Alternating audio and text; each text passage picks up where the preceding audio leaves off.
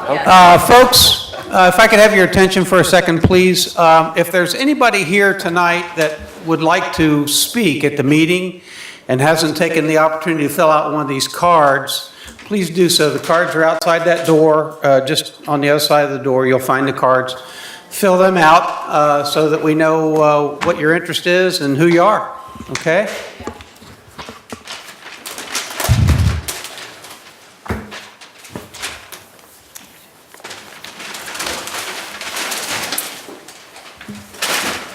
We're still waiting on one board member. Any word about Lamar? He's up. Huh? This is it. Oh, Lamar's not coming? Oh, okay. You ready, Dave? Yes. Okay, today is March the 14th. It's 6 o'clock in the afternoon. We're calling to order the regular meeting for the Planning and Zoning Board for the City of Cape Canaveral, and we are in the brand new City Hall. So welcome all to the City Hall. Ooh, that rhymes. Looking forward to having a good meeting this evening. So we have an agenda packet, and tonight on this agenda packet we have 6 action items that we'll be talking about tonight, and I'll go through them one by one. The first one, in terms of new business, is approval of the minutes of the last meeting, which was December 13th, 2017. Fellow board members, I assume that everybody's had an opportunity to take a look at the minutes, and we're open for any comments, concerns, or corrections. How about a roll call? We need roll Oh, call. I'm sorry, roll call. I got ahead of myself. I'm so excited about being here. Patsy, would you call roll, please? Dr. John? Dr. Here. Present. Here. Ronald Friedman? Here. Harry Pearson? Here. Albert Franks? Here. Omar Capellan? Present. John Price? Present.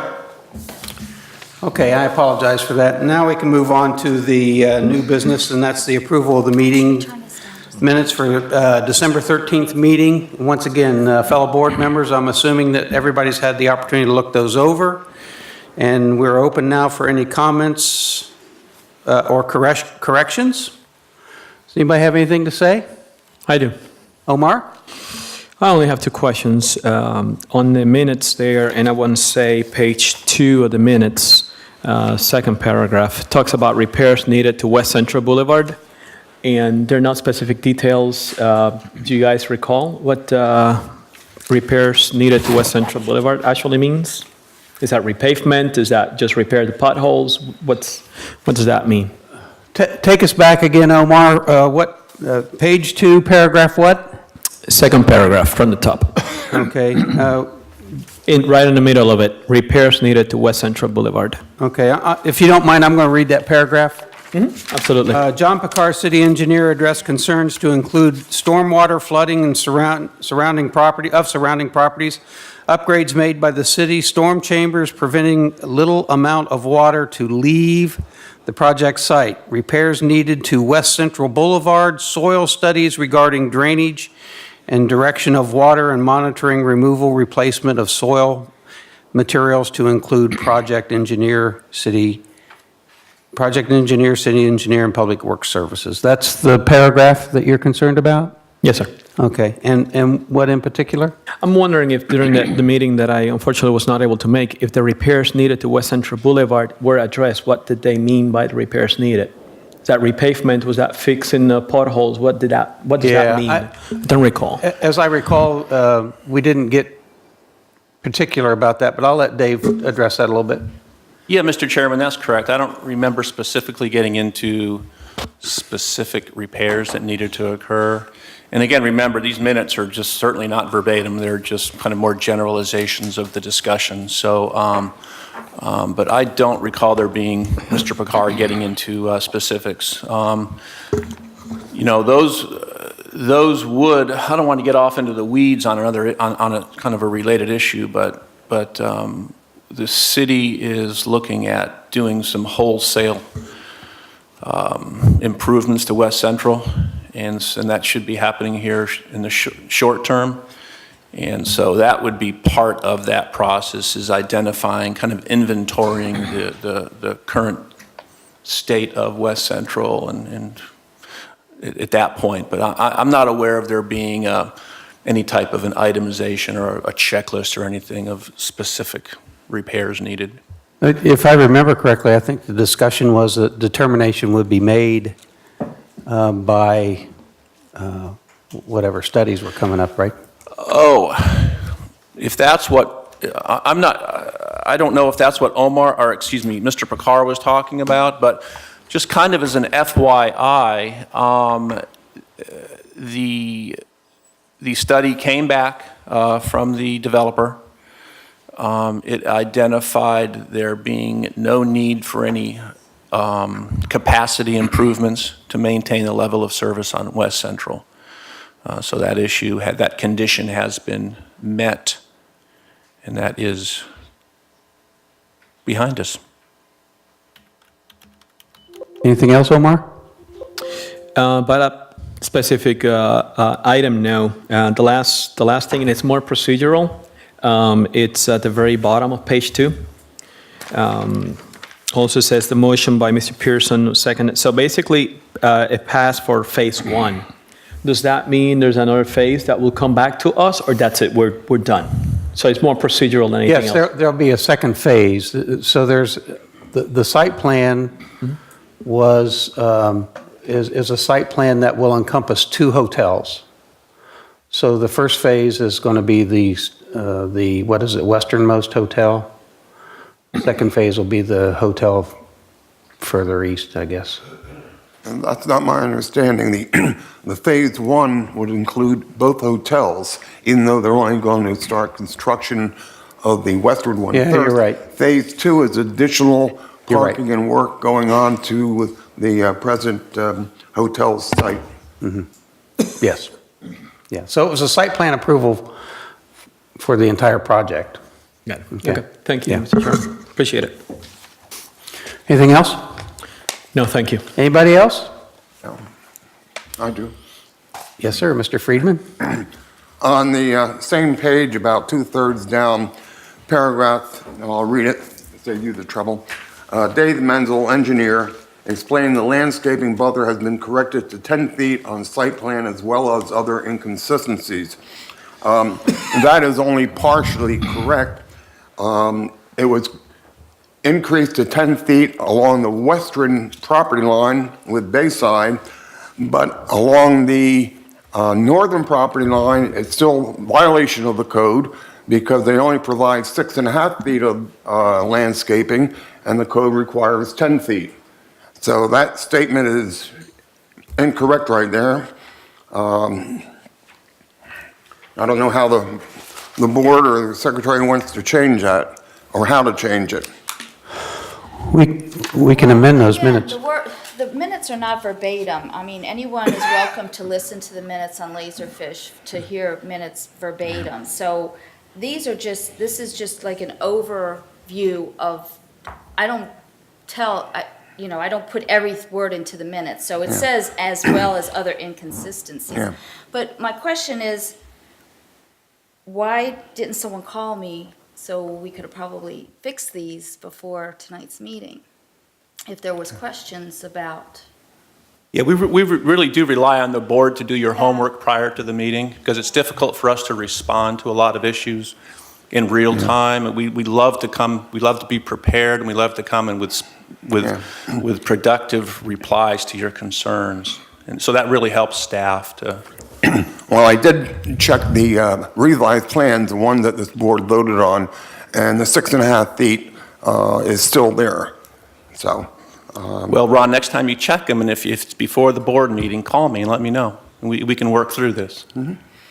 Okay. so, And I'd like to make an addition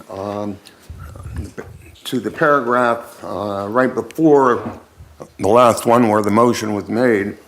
I would like to have minutes stated that Mr. Friedman stated he could not vote for the project as the plan still did not fully meet the city's zoning code, and that there were inconsistencies between different sheets of the plan. And I would like to have that added to the minutes. to explain why I voted no. Can we do that, Patsy? We'll have to can we postpone then approval or whatever of the minutes? Yeah, we can put that off So to let's next just, month. Off to the next let's just meeting and postpone okay. approval of the minutes to our next Okay. meeting. Okay. Okay, and those corrections can be made, is that all right with you? Yeah, Ron? Ron, call us tomorrow so we can work through it. That would be Okay, fine. all right. Okay, so we'll postpone the approval of the minutes of the meeting for December 13th until our next meeting.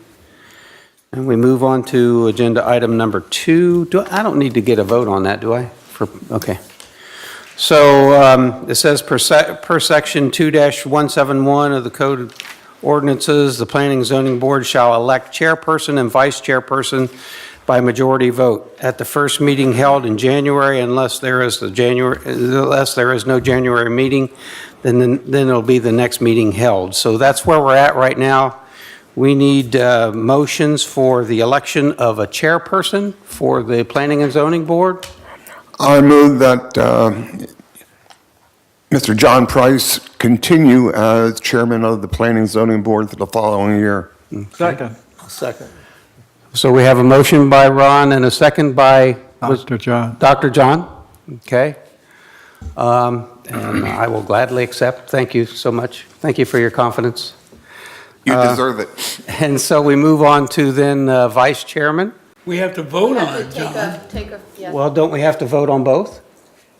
one at a time. Yeah, I would recommend do one. One at a time? Okay, so let's do it. Let's do a vote then.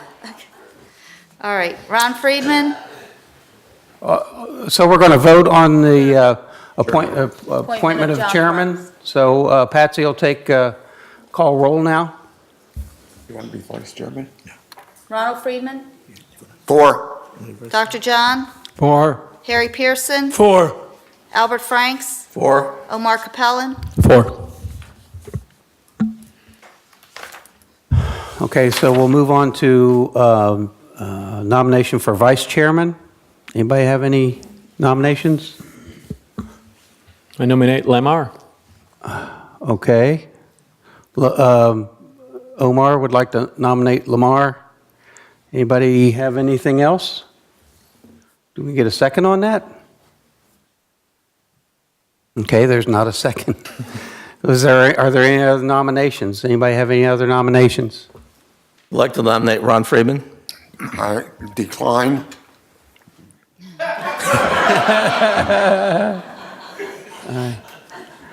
I would like to step back and take the nomination for Lamar Russell. I'd like to give a second to that nomination if I can.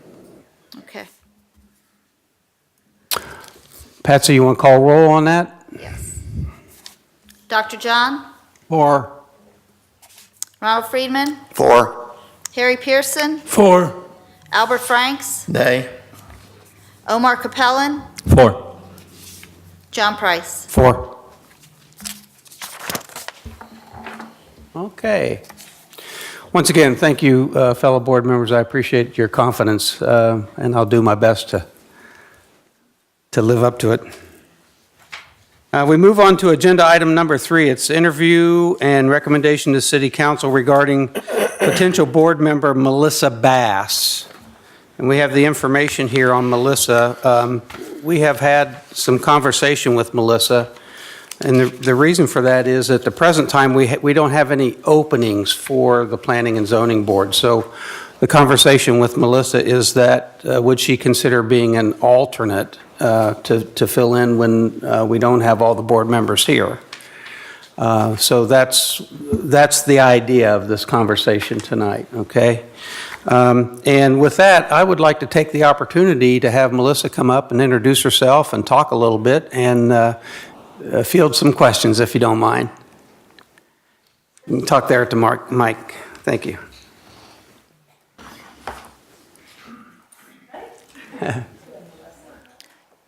Melissa, tell us a little bit about yourself.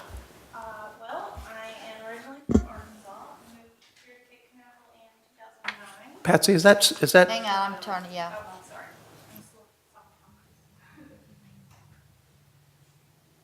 I'm Okay, try it now. Okay.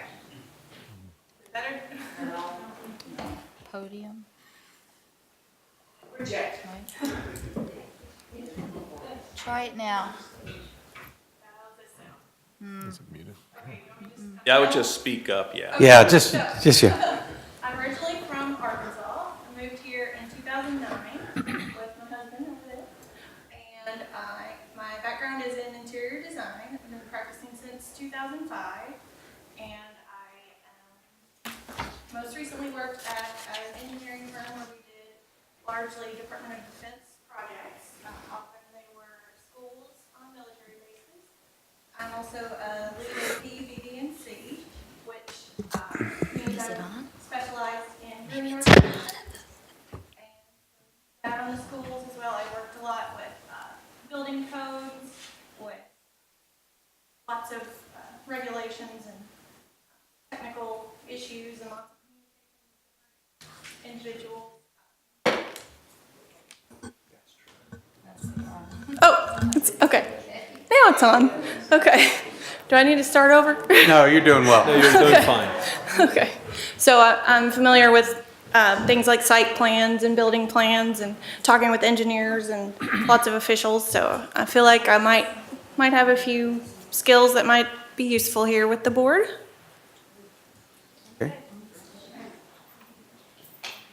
Fellow board members, do you have any questions for Melissa?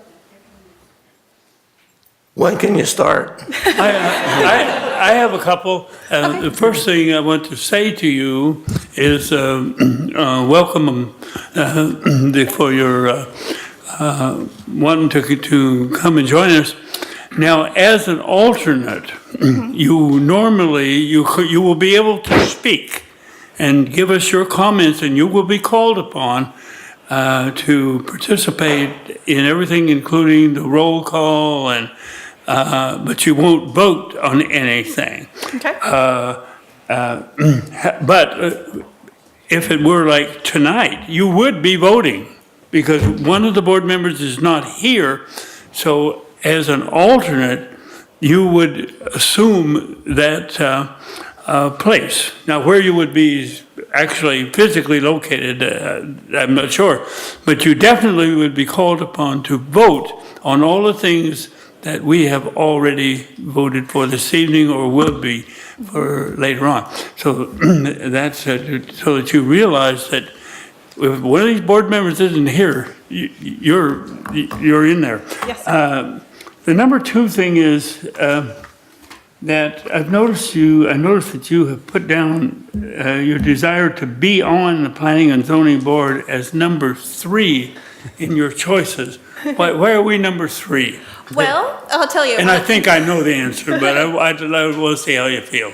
When I met with Mr. Dickey and talked over all the options, I voiced that I wasn't firm in my ranking. I just kind of tried to rank them based on what I knew at the time. But after talking to him and talking about where my skills might best be utilized, which is also noted on there, I think on the bottom, I just said all of this depends on where the best fit is, and it seemed like the best fit was with you guys.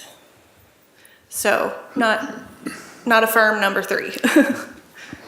Would you have number 1 as the Community Appearance Board? Would you rather be on that board? No, sir, I think when I learned more about it, I think that I would like to do something like this Planning and Zoning Board that meets a little more regularly and maybe gets into the meat of things a little bit more. So you're kind of skidding your numbers around. Okay. Yes, sir. Great. After. That's great. That's great. Okay. That's all I have. Anybody else? Well, then I think we're to a point where we either need to make a recommendation to City Council or not. I would like to make a motion that we recommend to City Council that Melissa be accepted as an alternate board member for the Planning and Zoning Board. I second that. Patsy, you want to call roll on that? Dr. John? I have one question. Are you sure you want to spend your Wednesday nights like this forever? I think I can handle it. Thank you. Okay. Ronald Friedman? Yes. Harry Pearson? 4. Albert Franks? 4. Omar Capellan? For it.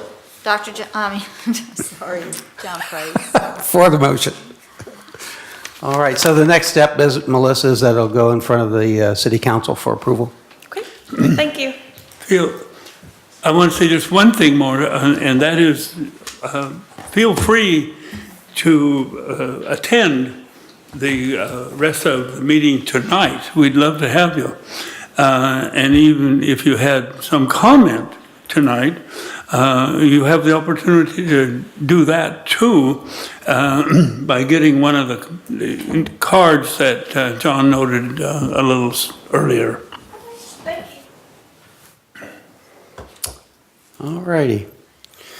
So we're moving right along. We get to agenda item number 4, and this is the consideration recommendation regarding site plan approval for the Sunbelt Cape dual-banded hotel site plan located at 9004 Astronaut Boulevard.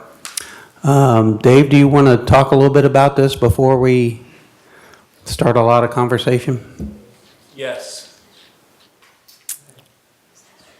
Thank you, Mr. Chairman and members of the board. It's wonderful to be meeting here with you this evening. Very nice. And welcome to all of our audience. Great to have such a good crowd. Fantastic. Hopefully you have a lot to say this evening. I look forward to hearing from you. So, in case it's not obvious to you, there's projections at the 2 monitors up here, and then we all have in front of us the same projection, so we can see what you see. Thank you. I'll be scrolling through a few photos, so stay tuned. As Mr. Chairman said, this request is for site plan approval for the proposed Sunbelt Cape dual-branded hotel, which is at 9004 Astronaut Boulevard, which is shown on the aerial here up on the monitors. The property is within the A1A Economic Opportunity Overlay District and is zoned C1 and M1. So for the audience, the C1 is our commercial zoning district, and M1 is an industrial zoning district. Hotels are a permitted use in both of these zoning districts. The site plan, which we'll show here in just a second, includes a 6-story hotel on a 6.9 acre parcel. The proposed structure is 65 feet in height and includes a total of 224 rooms. As required by Section 110 of the City Code, this type of a project needs to submit for a site plan approval, which they've done, and obviously this is why we're here this evening. And there's an application that they fill out, and the process basically is that the application is reviewed by a committee that the city has. It's a staff committee primarily. It's called our Development Review Committee, and it consists of fire department and police and utilities and engineering and our building official and zoning.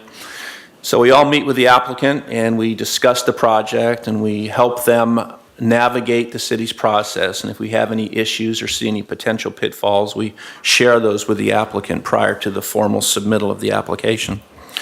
Well, once the application is submitted, staff reviews it, makes a staff report. We meet with the Planning and Zoning Board, which we're doing here this evening, and they make a recommendation, and the application is then considered by the Community Development Director for a final decision. City Code also establishes criteria that the site plan needs to meet and address. And there's one of the appendices to this staff report is that checklist. We'll go over that in just a second. Again, the site plan is within the Economic Overlay District, which it is consistent with, as well as the city zoning code. And just a few of I highlighted just a few of the more important items that we always look at. We always look at setbacks to make sure the structure meeting all the setbacks.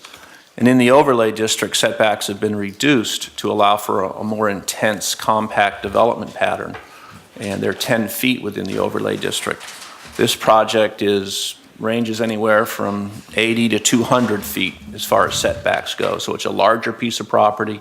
The building is centered pretty much in the center of it, so the setbacks are therefore significantly increased.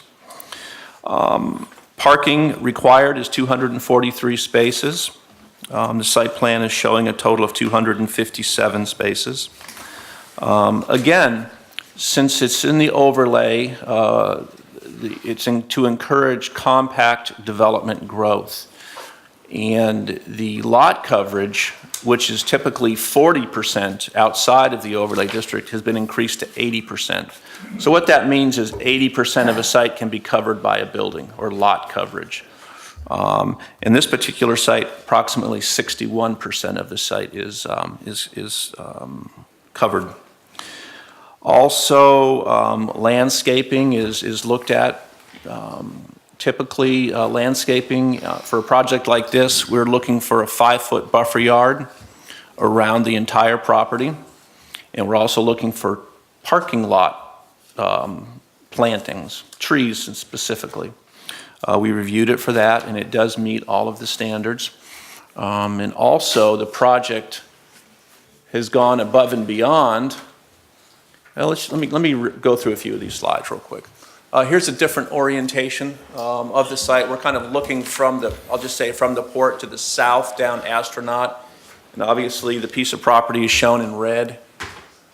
And you can see it's a, this part of the city is certainly tourist related, a number of hotels in the area, a number of restaurants. The big vacant green area to the north of this property, or in the foreground, is owned by the port. And then north of that goes up into the port, where they have some administrative and warehousing buildings. This is I'll call it a composite site plan. It's not an engineered site plan like the board members have. This is a composite. It's more of a graphic representation of what the project will look like once it's developed. And it's laid over a current aerial, so you can get a sense of the project in relation to its surroundings. You can see off to the, I guess to the left is the existing Homewood Suites that was recently built. To the east is that blue pond is just that. It's a large retention pond. That storm water will be collected and treated. There's a large pool complex in the middle of the site that'll serve both of the hotels, and parking is found around the hotel. And you can see there's a general portrayal of the landscaping on this site as well. Again, these are not detailed engineered site plans. These are, again, just more of a representation of what the project's going to look like. This is a graphic or rendering of the building, what it will look like as you come into the property down the driveway. You can see from this the spring help me, Mark. Springwood, Hampton Inn, I'm sorry, Hampton Inn. Hampton Inn will be to our left, and Home 2 is going to be to our right. The two properties will share a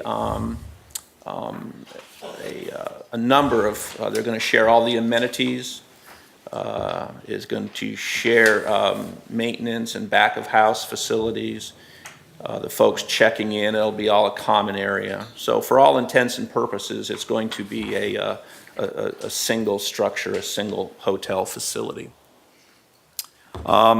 Anyway, getting back to the staff report, access to the site is provided by a driveway cut onto Astronaut. And let me go back a little bit so we can check that out. You can see here and I'm going to use the laser for purposes of the folks in the, oh, it doesn't work on the monitor. Wonderful. Well, you can see off to the left, you can see the existing Homewood Suite. Just to the north of that, there's that long driveway. That driveway cut to serve this property will be between the Homewood Suite and Purcell's Carpet. I'm sure you're all familiar with that building. The driveway cut will be right there, and it'll go back into the property. That's how folks are going to gain access from and to this. A traffic analysis for the project was completed in August of 17 by some local folks. The project is projected to generate just a little less than 2,000 daily trips, 1,998, of which 157 will occur in the PM peak hour. So basically what that means is that the busiest hour of the day is going to be in the PM, and it's going to generate roughly 157 trips. That includes both in and out. And that's an important number because what the traffic analyst does with that number is he overlays it onto the background traffic or the existing traffic that's on Astronaut Boulevard. And that's how they determine whether it's going to impact what's called the level of service of Astronaut. And as you can see from the staff report, that the analysis indicates that both the new traffic on top of the background trips is not going to degrade the level of service of, we have 10 traffic stations around the city that this report is required to look at, and none of those traffic stations are going to be negatively impacted. As I've mentioned several times, the property is within the A1A overlay district, and the next approximately page and a half talks about some of the, I'll call them more important parts of the overlay district with respect to site plans and what we need to be looking at. Building orientation, on-site circulation, surface parking lots, things like that. This is a little bit of a unique animal because it doesn't have, the building itself is not directly on Astronaut like a lot of the other buildings that we've considered over the last couple of years.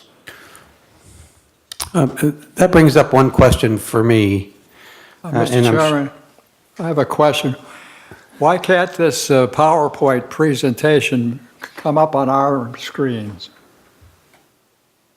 In other words, what you're showing the audience. It is on our screen. I think it is.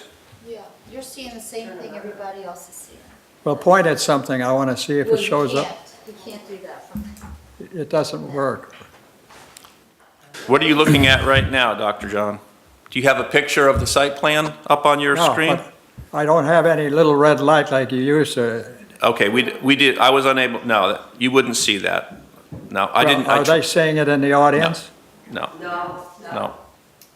Well, that's not an improvement then, is it? No, it is not. I'm going to have to see about a laser that works on monitors. All right. Yeah, I think the system sucks.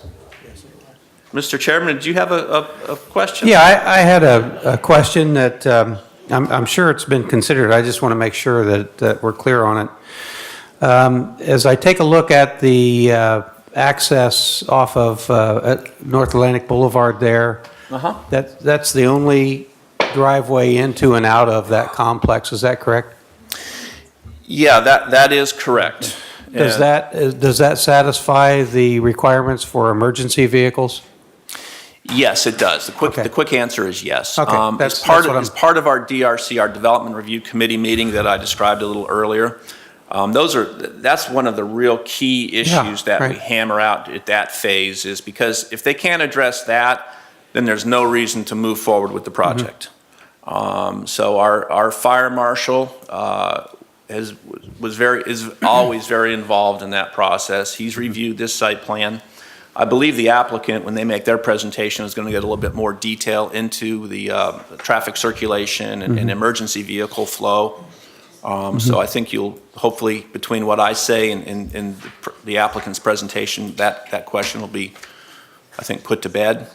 But again, the quick answer is yes. Our emergency folks have looked at it, both police and fire, and they're satisfied. Okay. All right.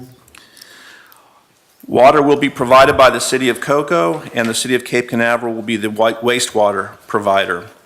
And I believe the applicant will talk to you a little bit about that. They've already gone ahead and got all of the concurrency reviews done, which is really not required for site plan approval, but they've taken the proactive step to get all of those, and so they're good to go as far as water and sewer and those other concurrency related items. Stormwater will be treated via an on-site retention pond, and I believe we pointed that out earlier. A geotechnical report completed by Universal Engineers was submitted to the city engineer, who, after review, approved it on March 1st, 2018. And there is a letter letter from John Picard, the city engineer, to approving the project. Also, in November of last year, the Community Appearance Board did consider this particular request, and they always have a two-part approval on projects like this. The first part is for any time we have a new commercial project in the city, the Community Appearance Board looks at it and to determine whether it's consistent with the architectural standards and whether it's harmonious with the particular in that immediate neighborhood. They determined that it was. And the second approval that they look at is in commercial districts in the city, height is allowed, we have a height restriction of 45 feet.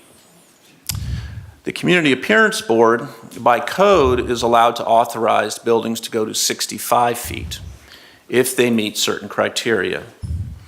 And those are primarily architectural design criteria of the building itself. The Community Appearance Board, again, met last November and determined that it did meet those criteria and approved a height of 65 feet for this building.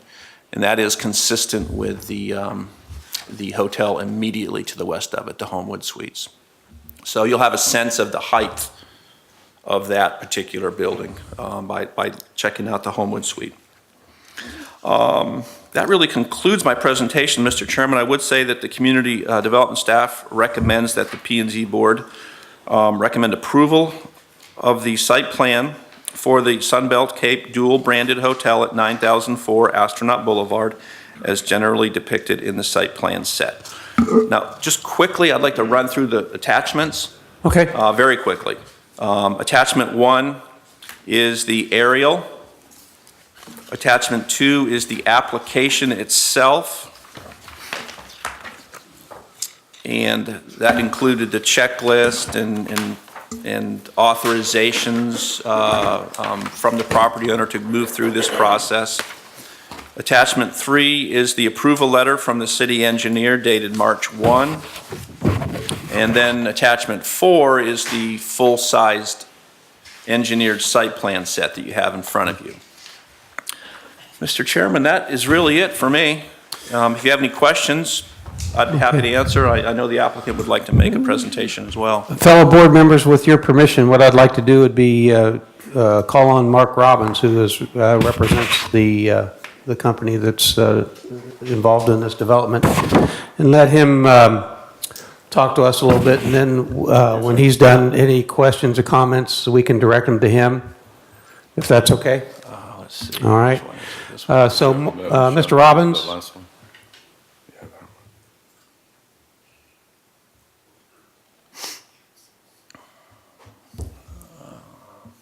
one. Why isn't that good?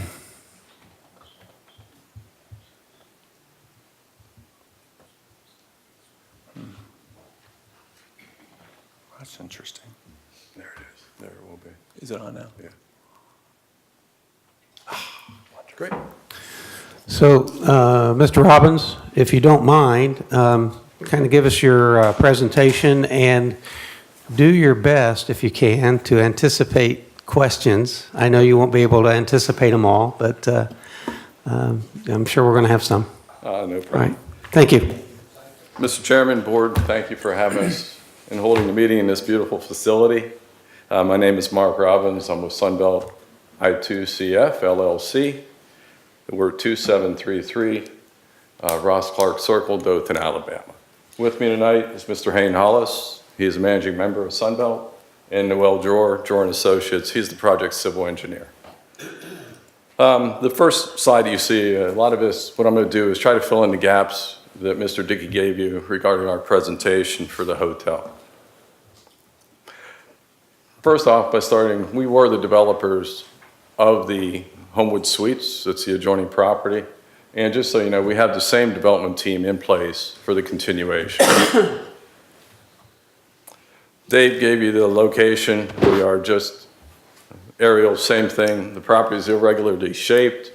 We are the contract purchasers for Dr. Charles and Helen Chapman Pinziak that have had the property for over some 20 years. It's a bat-shaped, irregular shaped property, 75 foot between the Homewood Suites and the Purcell. And then there's a 50-foot strip that goes on the other side of Florida Brewery over to the Mays property. We have researched title recently, and I just want to throw that out up front. This property does not have legal access to Imperial, which is a private roadway held by a separate entity. So I just want to make that clear. That's why, and I'll address it a little bit later, why we have one means of access. Okay.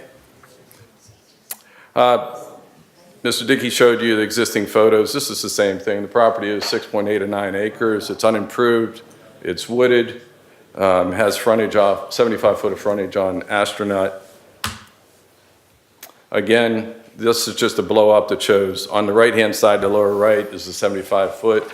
This is east looking west in between Purcell's and also the Homewood Suites. And then the other is the 50 foot looking north to south down towards Imperial. Portion of that 50 feet is currently being used as a raised loading dock for the warehouse building that's active right there. The portion right there also has a ingress-egress easement over top of it for the warehouse, for them to use it. So that's currently what they're doing. And they do have an active tenant in there based on our conversations with them. Dave also went in, we are in a C1 and an M1, which is your low-density industrial. Hotels are allowed. We're also in the overlay district. The property itself, this is the current survey of the property. It shows the location. Elevation-wise, we go from like a 4 or 5 towards Astronaut to the back part of the property, just north of the brewery, to about a 7.75. The property then has a portion of it that goes off into the port property to the north, and they have some wetlands in there. So there's a little bit of sloping at the north part of the property into that. We've done the wetland study. There are no wetlands currently in the property. We've done a wildlife study, and the wildlife that we found there was 6 gopher tortoises out there. So we're currently making application and working with the Fish and Wildlife to relocate those tortoises. We just did an updated survey. There was 8 of them. I guess they're in their mating season. 3 of which are going to be on that 50-foot tail that leads down by Imperial. We're not going to touch those. So we're going to be in the process making application for relocating 5 of the gopher tortoises. They are endangered, and we'll just go through the whole process to make sure they get relocated to a nice, accepting habitat for them. We also have done, in accordance with the city requirements, a tree survey of the property. There are no specimen trees. There are the slash pines that you see. There's a stand of those towards the eastern end of the property. And then the survey also shows there are some sable palms throughout the property. That's really about it, and some Brazilian peppers that we're going to eradicate. We're looking, as I'll show you the landscape plan, we're going to remove and clear all those because it conflicts with the proposed development site plan and replant in accordance with the city code with salt-tolerant materials. This gives an overview. We like this to show what aspects of the site plan that address the requirements for the city for a commercial site plan and also in the overlay district. Starting at the left, we have made application for driveway and drainage applications to Florida DOT. They have come back, they've asked us in 2 iterations of questions. Is this your only means of access? Yes, it is, because we do not have title to Imperial. Then they started us to, have you contacted the neighbors to find out if you could have joint or shared driveways? Well, Purcell's is mostly a building and an entrance drive, so that didn't work out. We contacted SCM, which is Shelton Cove Management, and they currently have future plans for their whole development where their building is and the adjoining property. So at this time, it doesn't work for them to have any type of shared cross-access. And then the Florida Brewery, we're back at their loading dock, so that didn't work. So we did then contact the manager of the Homewood Suites, who, in accordance with one of the criteria for safety access, we're showing in the back, and this is good. I actually can use a pointer, I think. Yeah, here we are.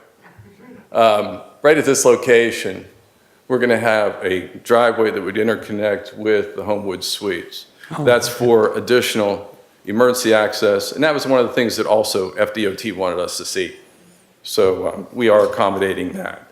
We're also going to have, one of the things for DOT, if I may say, we originally, based on a traffic study, they made a recommendation that we have 2 outbound lanes and 1 inbound lane, sort of like for the Homewood Suites. But then DOT said they would like us to have 1 in and 1 out. So that's why you see the S curve, or the reduction of the driveway into the front. We also have a pedestrian access. It's going to be a 7-foot sidewalk that goes from A1A the whole way back into the property. That'll be our pedestrian and ADA access to the building itself. Working our way back, you'll see there's arrows that are for our emergency access routes. It's pretty straightforward. We met with the fire marshal, Mr. Cunningham. He just asked us, we had originally 13-foot lanes. You know, we tried to make it a nice divided median instead of a 24-foot just straight shot. So we divided it, and by doing so, it makes it a single lane. He asked us to make it 14-foot wide, which we are accommodating that. Up front also, we're gonna have, it's gonna be a pylon sign like we have at the Homewood Suites. It's gonna just have both uses on that. And I'll address a dual-branded hotel here in a minute going through. Working our way back, get to the front of the building, and that was the rendering that we showed previously under the canopy. That's where we have patron drop-offs, deliveries. We don't anticipate big rigs, just like we don't at the Homewood Suites. So you're able to do it through single unit panel trucks for the deliveries, and that's where that would also occur. They usually bring it in through the lobby, right where the reception is. Going around, we'll work our way, counterclockwise. One of the things the city asked us to do was install electric vehicle charging stations. Well, due to the configuration of the property, it's going to be a V shape. There's a portion, like Dave was saying, the Homewood Suites the Hampton Inn is going to point to the north, and then we have the Home 2 Suites, which is also going to face to the west because of the property configurations.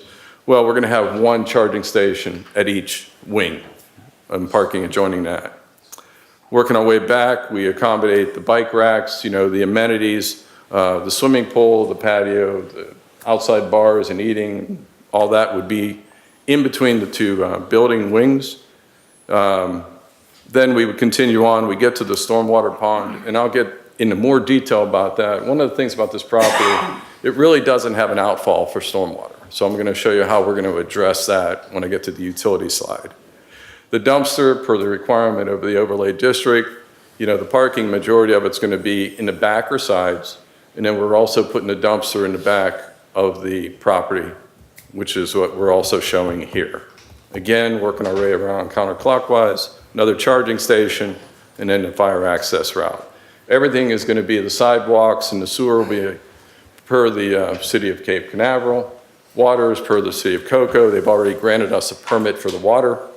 And fire, the fire marshal for the Cape Canaveral Fire already signed off on the site plan.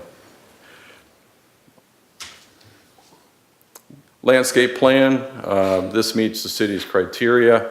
One of the things that we're going to do is, once we do this, we go in and we're also going to enhance it.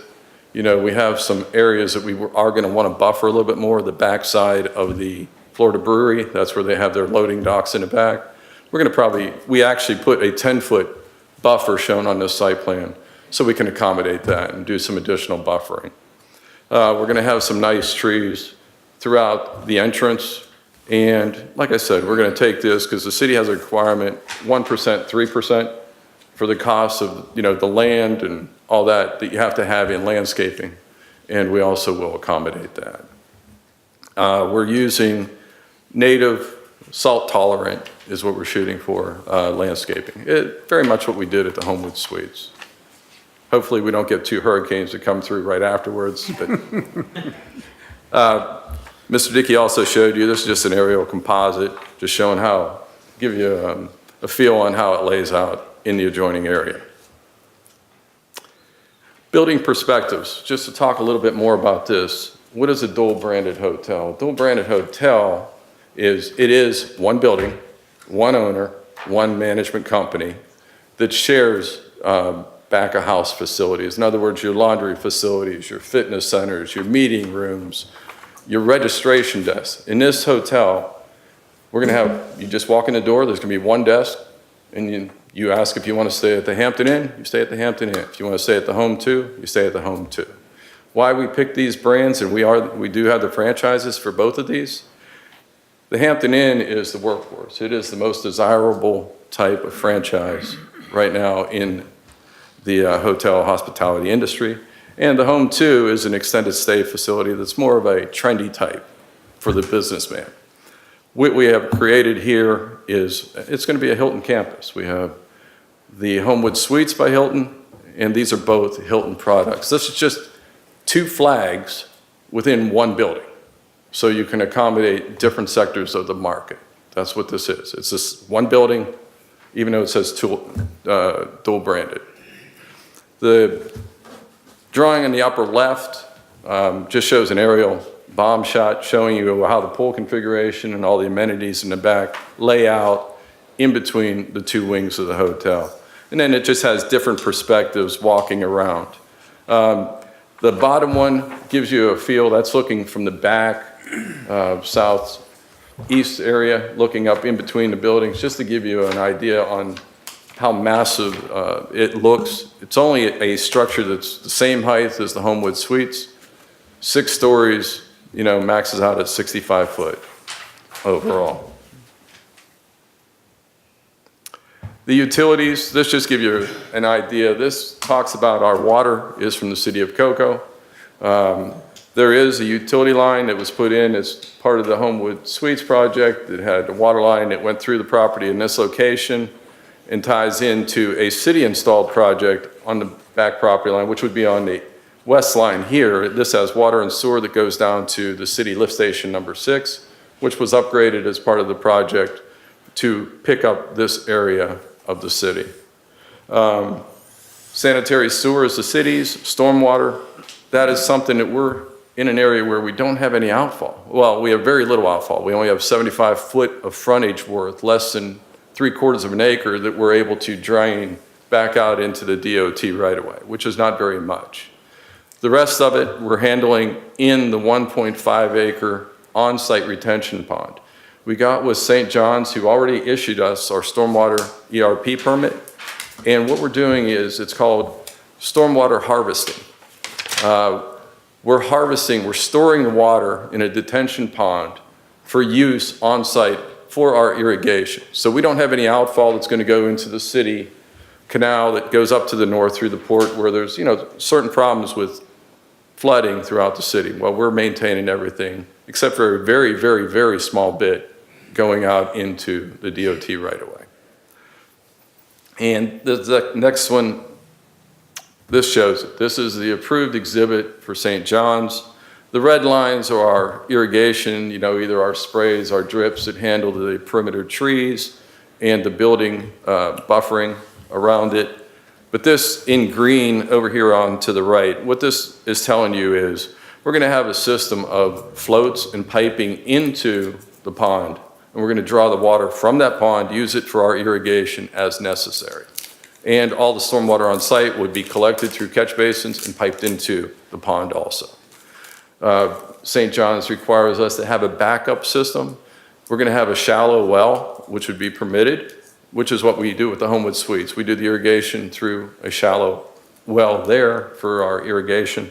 Well, here in the drought conditions, when it falls below a certain elevation, and in our case below 0, because our normal average water elevation is at a +1 elevation. When it gets below 0, it's going to flip a switch or a float, and it will no longer draw from the pond. It would go then to the backup well. And then when it gets back to normal levels, flips the other way, and then it just draws from the natural water that comes into the stormwater pond. And all the verbiage that's on here, they wanted to know, they being St. John's, the system overview narrative, that's what's on the left-hand side, and the operating instructions or process, that's what's in the middle down below. Site photometrics, we're basically probably our only neighbors out there currently. We're going to have and meet the city requirement. It's 2-foot candles at the property line. We're going to make sure that everything meets that criteria. And the exhibit, I know is kind of hard to see, but it does meet that criteria. Just representative of what it will look like. There's a night and day photo of the Homewood Suites. It's also going to have decorative building lighting, which is one of the things that's a requirement through the CAB in the overlay district, so we're accommodating that. Development schedule. As Mr. Dickey told you, we had our pre-DRC meeting back in July. We listened to the department heads, incorporated their comments, went in front of the CAB back in November and had a unanimous approval for granting of the building aesthetics and also the 65-foot. We're in front of you this evening asking for your consideration for approval of our project. Permitting wise, we already have the St. John's stormwater permit, DOT. We anticipate that. It was pending, but we're supposed to have it by the end of this month. COCO was issued already. City of Cape Canaveral sewer. They signed off on the concurrency evaluations, and after this, the plans are in for the site plan approval through the city already. Site work permit, we're anticipating this month. Building permit is still going through. We have probably 65 to 80% plans. We anticipate that going through the system probably over the next month and a half. But we're going to start site work is what we're anticipating the middle of next month, right? Probably the third week of April. We want to get in there, start our relocation of our tortoises, put up our erosion control, and then we can start our site work and get in there before the rainy season comes upon us. So start of work, April 2018, project completion. This is the outside. We're anticipating it's probably a 2-year burn to get this thing to grand opening. And with that, thank you very much, and open for questions, please. Mark, thank you for your presentation. It was well done.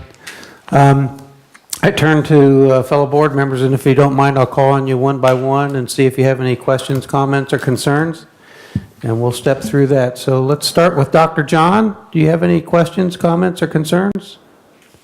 Well, our city is known as the city of trees.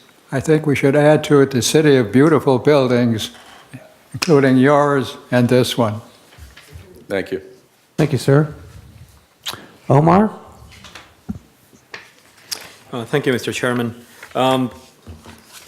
Very good presentation, by the way. You answered a lot of the questions that I did have already, so that's really good. And especially, you know, oral lingo and everything that's going on, like the city codes that we look for. So we truly appreciate that. And I guess it's just on the rendering more than anything else that shows. I was a little concerned with what almost looks like a bottleneck at the entrance. Actually that one that you had up almost made it, but I think it's 75 foot. Keep going. Yeah, right there. Right there? Yeah. Okay. Yeah, that one too. When you come, I cannot point it because you won't see it, but as you drive in from A1A and then right there. Yeah, I was a little concerned about the size, but you said the Department of Fire already approved it and everything. You have enough width there to get everything in and out. Yes, you have it. And that's actually, there's a little notch in the Homewood Suites property.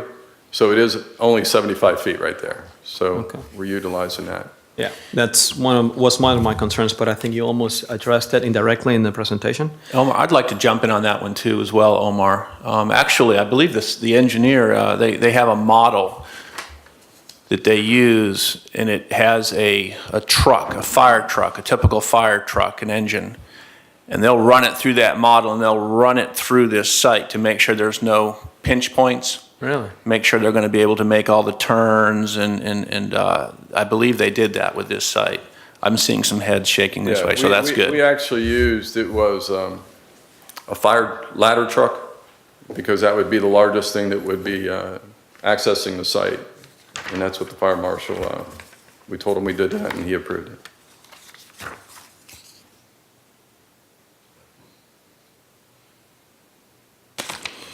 Give me 1 second, I'm just looking up my notes. I don't want to ask things you already answered.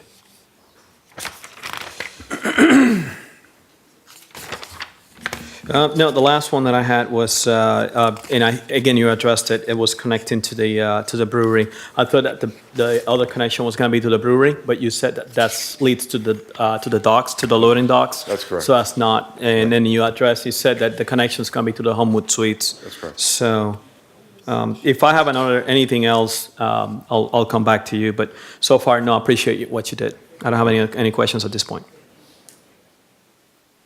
Omar, thank you for your comments. Al, do you have anything? I do. I'd like to thank you for a brilliant presentation. It answered a lot of my concerns. The only concern I have, and I think the audience would share this with me, I'd like to know the mental wellness of the people that do your traffic studies. All you have to do is drive down A1A anytime. I mean, this is the traffic study for here, and I know you also represented the hotel on the other side near the Radisson.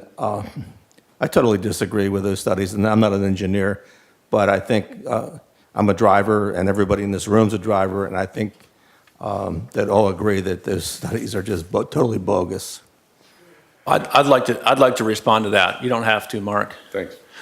I mean, our code is very specific in what a traffic analysis has to address, and they addressed it. And I just want to caution, and the board has heard me say this before, I want to caution the board that to start applying, just be very careful what you apply to your decisions. It needs to be competent and substantial data and information that we use when we're making these decisions.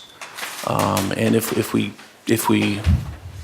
get off of that, and if we get off into things that are not specifically required in the code, or if we, I think I've got my message across. I just want to caution the board again on that. Well, I feel that it's part of the board's responsibility as well as city council to represent the residents of Cape Canaveral. And if I step on someone's toes, I don't apologize for that. Well, Al, you're not stepping on anybody's toes. You're not stepping on my toes. What I'm here to do is to keep the city out of a lawsuit, frankly. And if a board or a committee denies something based on the wrong information, then that's when we start getting into deep water. And that's why I'm cautioning the board. Always try to make your decisions based on the criteria in the code. I'm not saying that you can't apply your emotions and your feelings, and that's why we have these board meetings, is to allow public input and allow the public to be part of the process. That's why we have these meetings. And if there's competent and substantial information that's provided, then that's important, and that's what we're here to gather. But short of that, we just need to be very careful. Thank you. Any more, Al? No. Ron? First, I'd like to repeat in a way what Al said. Very professional set of plans, a very professional presentation, particularly compared to the last hotel site plan we had. I'm a little disappointed in one thing, and it is what it is. I'd say over the last year and a half, we were under the impression that access was going to be through George King Boulevard. Obviously, it's not, and it is what it is. I'm disappointed in that. Your presentation was, as I said, excellent, and it answered a couple of the concerns or comments I would have made. The only other thing is, I didn't see a grease trap on the plan, and I presume to be serving breakfast here like all the rest of the Hilton ones, and I'm sure the codes require a grease trap. We will have grease traps. We'll be sure. Yes, sir. And, on the retention pond, the city code calls for a slide slope not greater than 6 to 1, is 4 to 1. I'm not going to push that because I've done that before and been overruled. So I'd just like to say that, again, thank you for developing a great plan and a great presentation. Thanks, sir. Thank you, Ron. Harry? I think that's been covered, but I want to just reiterate. There is access to this property, this hotel, from Central Boulevard. No, sir. You can see that poking out there to Central Boulevard.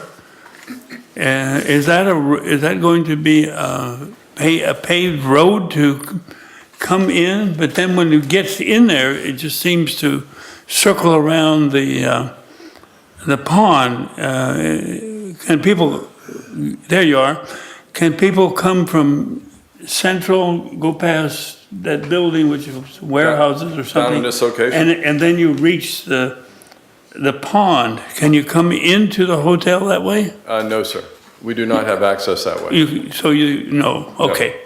That's all. Actually, that portion also is fenced by the warehouse. If you go down there, there's a fence that does run along this property line to basically the area right by the cell tower. It goes, right across from where the cell Okay. tower is. So this area is fenced.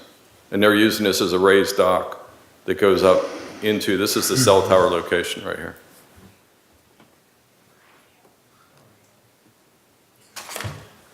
Anything else, Harry? No other comments? All right, thank you. Mark, I would just like to add the same comments that everybody else has made. It was an excellent presentation, very professionally done. You guys have certainly learned your lesson from the last one, and you were well prepared coming in here today. We really appreciate that. Thank you very much. And I really don't have any questions or comments because my colleagues have done such a fine job here. So at this point, then, I would like to open it up to our audience.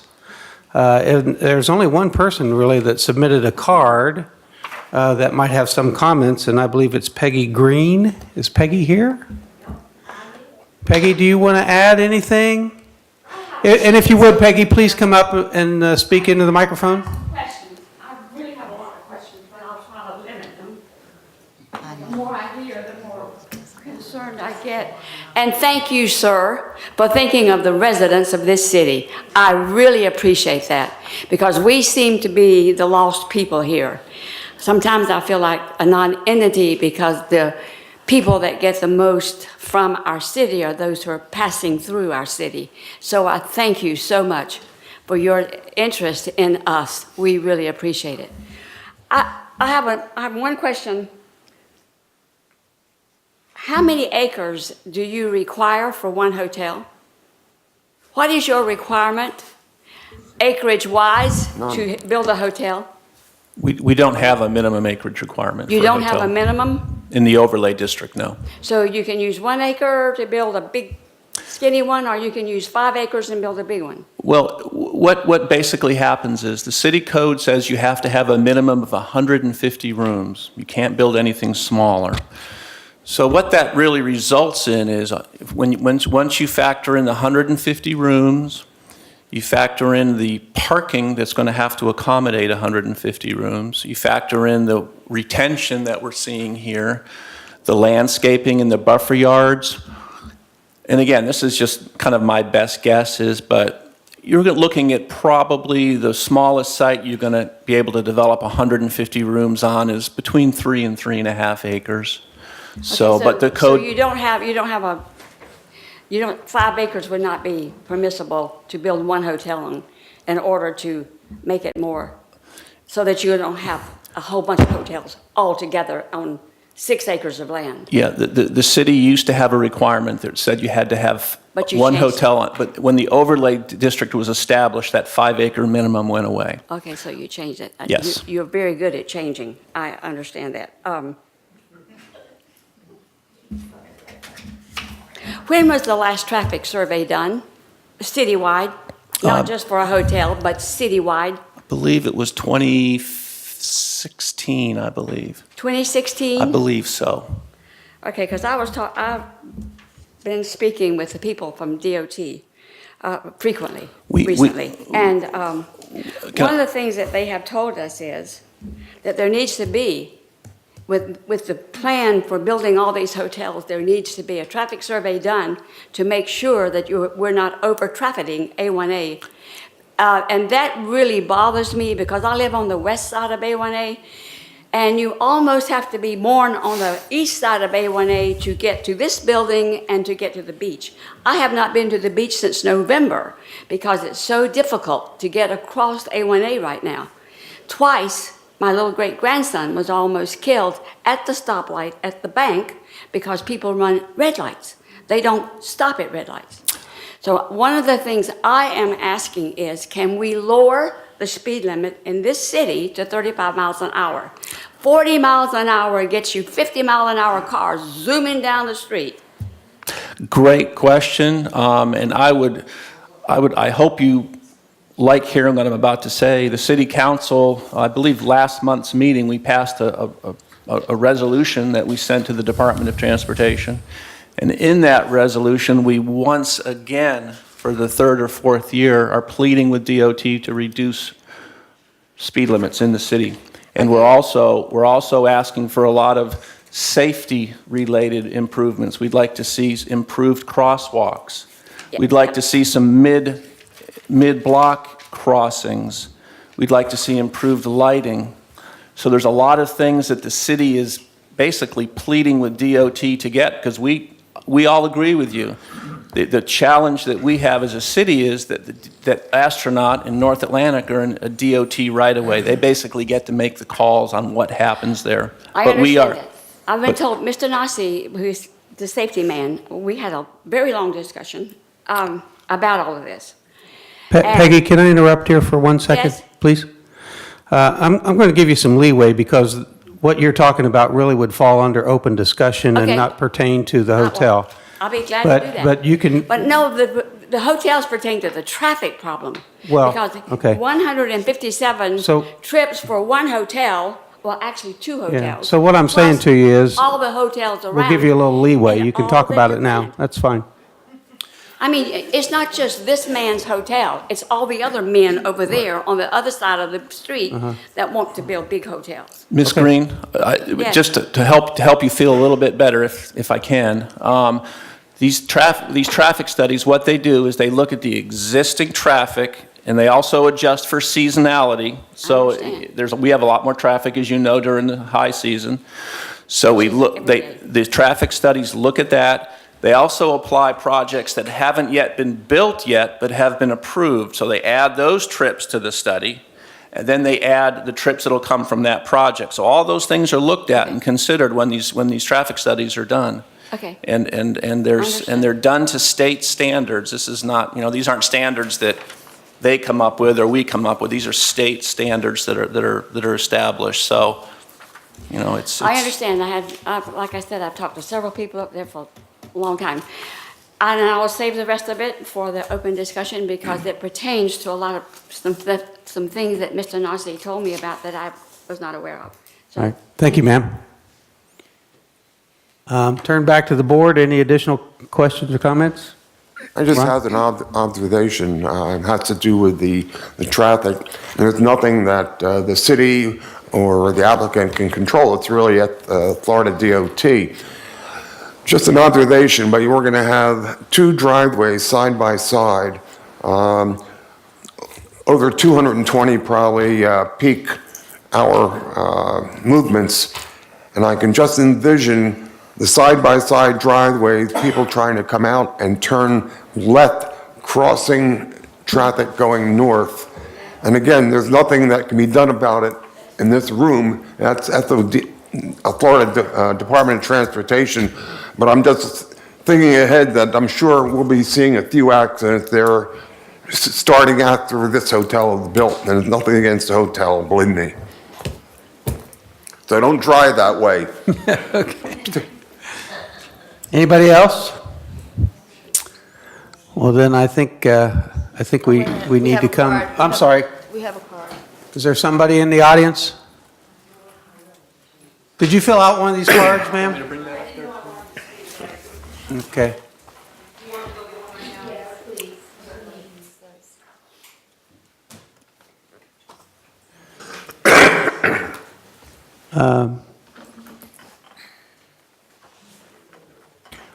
Come on up, sir. That's fine.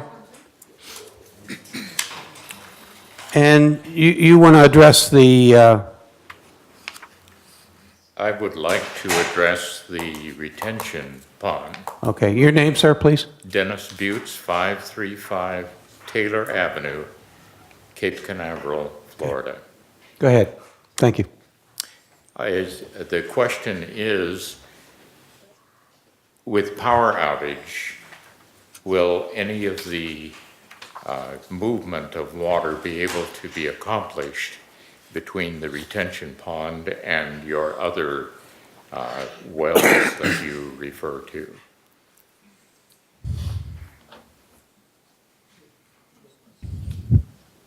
Mark, can you address that?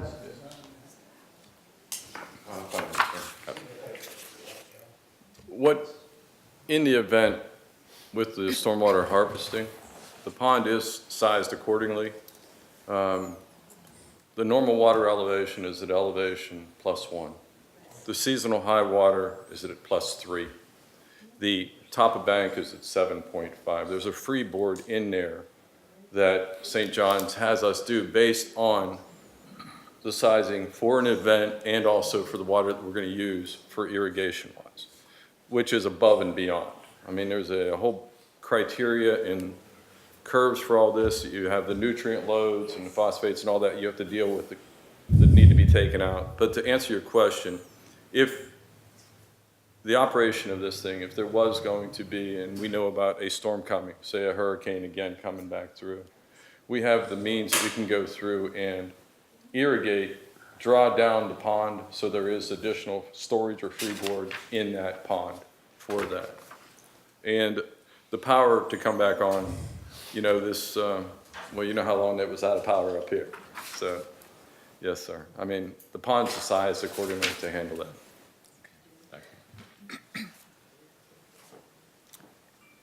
Another question of consideration is, since you're paving over a considerable portion of that natural drainage area, the concern is that there may be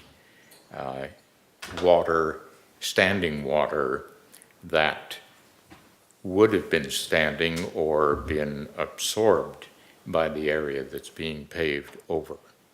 And that could affect, I believe, the stormwater considerations and the movement of water into the disposal system.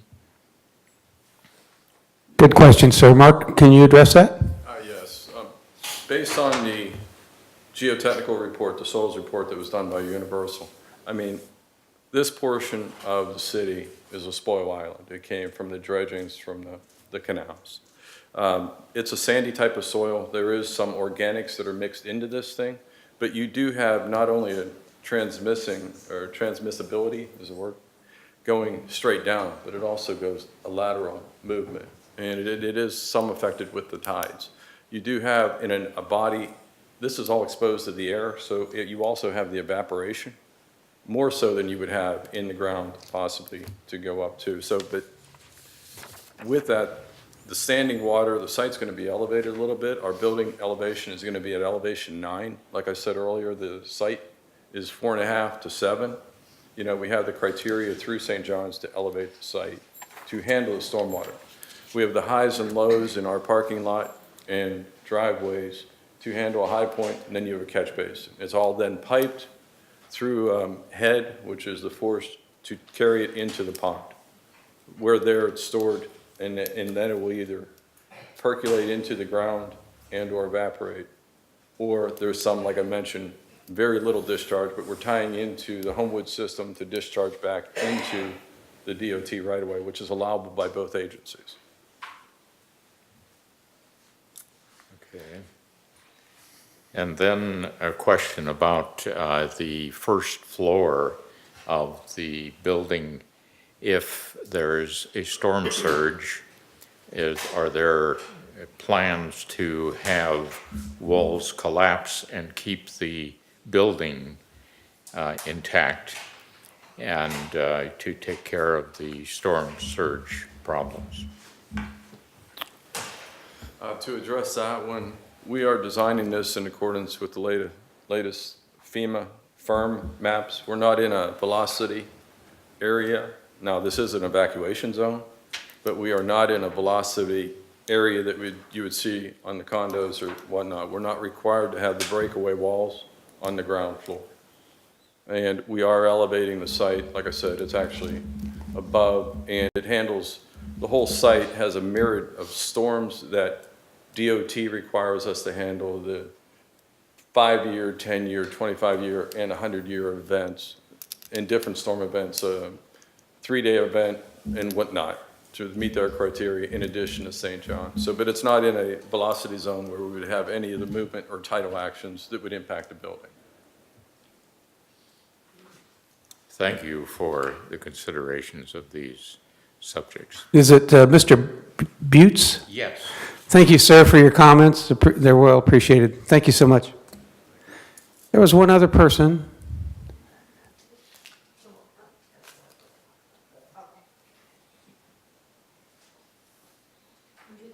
Please. Thank you. And just introduce yourself. My name is Andrea Shea King. I live on Orange Avenue here in town. And I just really have one question, and that was, I never caught the reason why there was no access onto George King Boulevard. We do not own the property. Has an offer been made? Has any attempt been made to acquire property to maybe provide that additional access? My understanding, the court's not in a sell mode, that we have 6 acres of property that accommodated everything that we needed Yeah. within the city. Yeah. Okay, that was the only question I had was, what attempt had been made to, provide some additional access? Because as you are aware, there's a lot of concern in the community about traffic. We've already had many fatalities on A1A. And it's a frightening situation. I know a lot of people won't drive it. And I certainly won't ride my bike on it. And this is a tree-lined, bike-riding city. This is how we present ourselves. And I understand your situation. I'm not against the hotel. That's fine. It's just the concerns we have incumbent upon putting a hotel with an access out on A1A, adding even more stop-and-go traffic. Is the DOT going to put up a set of traffic lights to accommodate people who are trying to make that turn in as they're heading south into your property?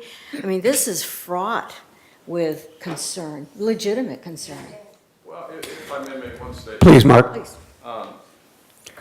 This is, just like you, we're counting on our city to move forward and make improvements and deal with what they did last month with the city council, dealing with the DOT, because, our patrons, we're looking after their safety also. So Sure. Oh, we of appreciate course. what you're saying, and we understand it, but Yeah. as far as the connecting road, that's nothing we can control at this point. Okay, thank you. And Ms. King, please understand that from the Planning and Zoning Board's point of view, even though those are really valid concerns, that's not something that we can consider on a site plan approval. So, It is Yeah. a conundrum. I agree. Thank you.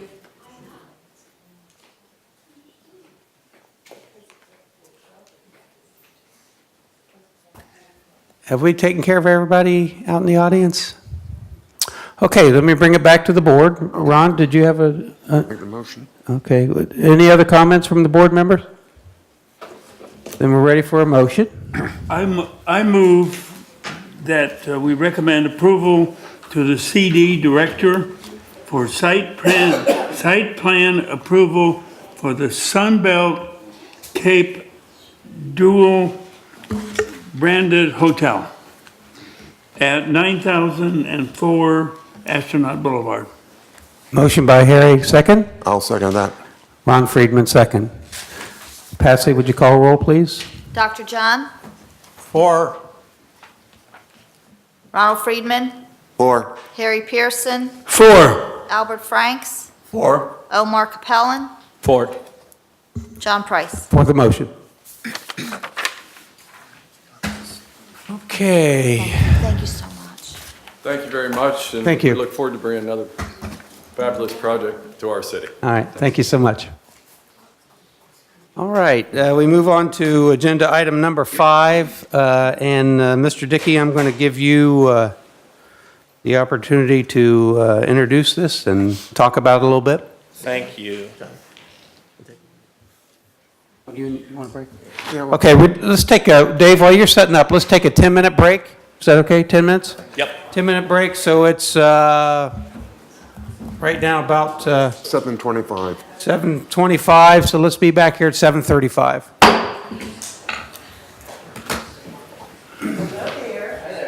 The graphics, particularly for the audience. Yeah, I agree. Sorry.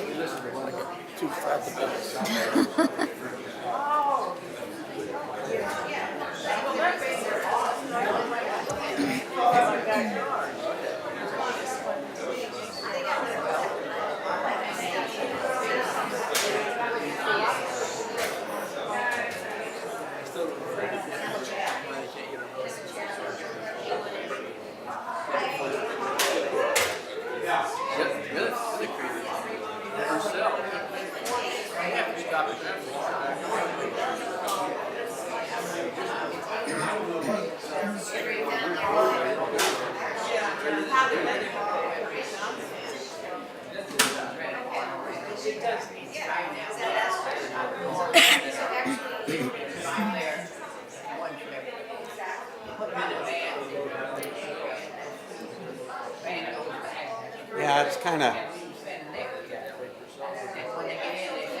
Hey, you know, the average age in City Yeah. Cape Canaveral is probably about 55. A lot of us are, yeah. yeah. Oh, well.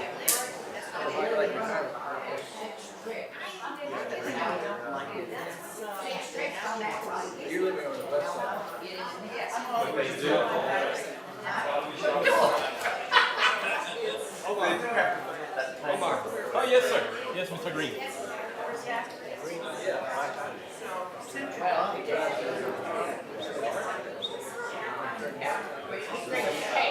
Where the bottom of the green line is? Oh, yeah. Yeah. Roughly,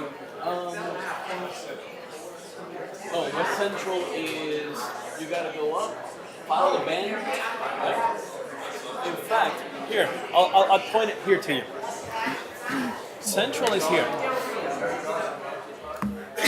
This is Central. This area. Okay, so that's West Central, East Central. So this all the way down here is almost in Cocoa Beach. It's way south of you also. You know where the Avis rent-a-car? Avis? Down there. Way down there. In fact, probably 1 or 2 more blocks south. That's the last of the city. Okay? Got it. Thank you very much.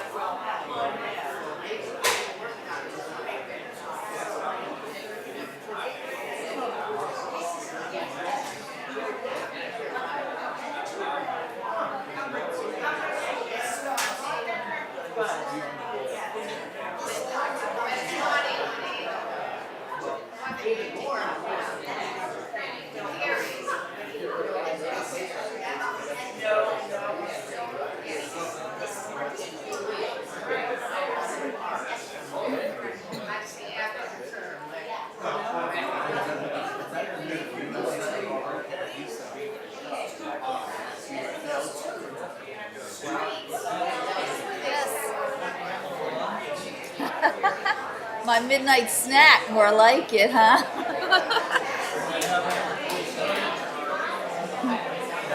We have microwaves, toaster oven upstairs.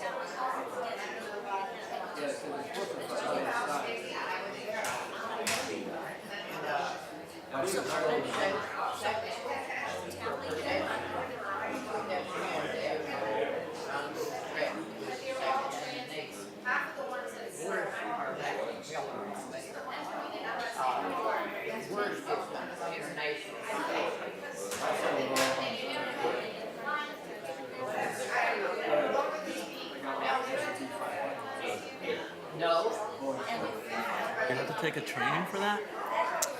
Yeah, they gave us like a basic trainer. Actually, it's pretty simple. Is it? But because we're so used to the library, I think we overthink it. Okay. But there is a glitch in the system, Oh, is and there? it's not recording like it should be. So it's recording. There's a backup recorder, but that means I have to come in here and listen to the recording overhead. wow. So that's going to be interesting. So we need to get that fixed. So I'm just hoping I can fast forward and stuff, so I don't have to listen to every single word. But I'll work it out. Yeah. Good deal. Yeah. Good job over here. Thank you. Yeah, you better fix that. Yeah, we haven't even hit medical marijuana, and there's people hanging around, so it seems like it might be an important issue. But I think the hotel, oh yeah, that lady still wants to talk during open discussion.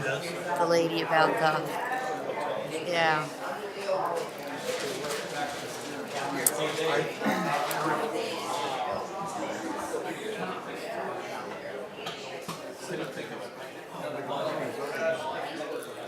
Let me run to the bathroom real quick.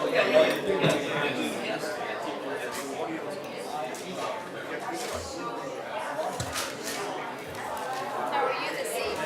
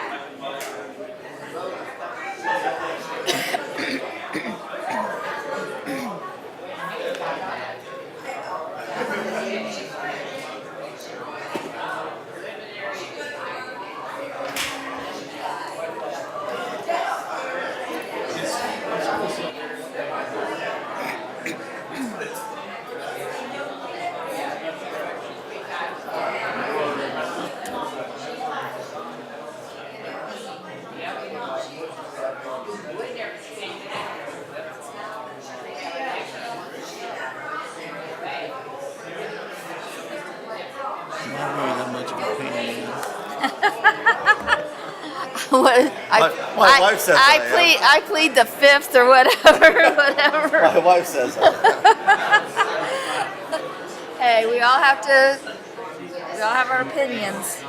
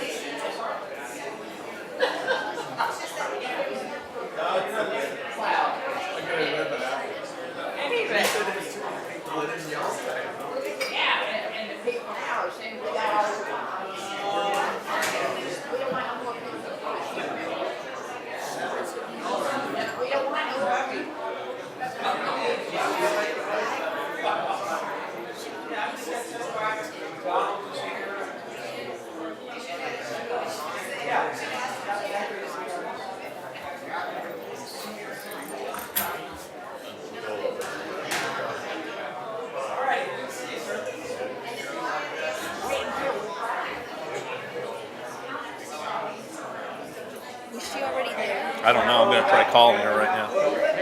She'll be all lushed up by the time we get there.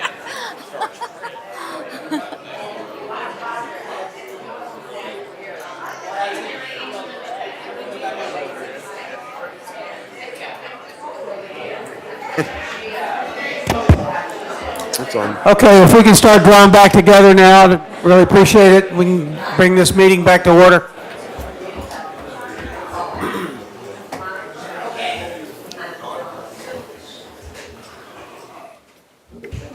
Mr. Dickey, are you ready, sir? Yes, Mr. Chairman. Okay, so we move on to agenda item I'm sorry. We'll bring the meeting back to order. We move on to agenda item number 5, consideration recommendation City Council for the medical marijuana dispensing facility. Dave, do you want to talk to us about that? Yeah, I sure do. Yeah, this is an interesting topic, certainly very timely one. Let me give a little bit of background and kind of history on this issue, kind of short term. As the board knows, and I'm sure as most of the audience remembers, in November of 2014, there was a referendum known as Amendment 2 of the Florida Medical Marijuana Initiative. And in that, essentially the question was, does the Florida electorate want to allow medical marijuana?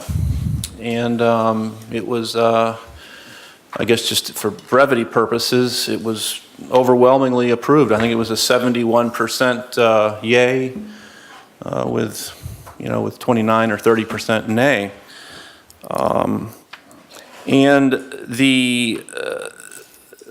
once the referendum was approved, there was, laws had to be written to implement that initiative or that amendment, which was subsequently done through the process that laws are created in the state and primarily in the legislature.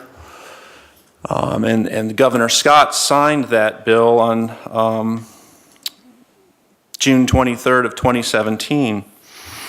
And there was a number of important items in that new legislation or new law, but the one in particular that we're here to kind of talk about tonight was there was a preemption.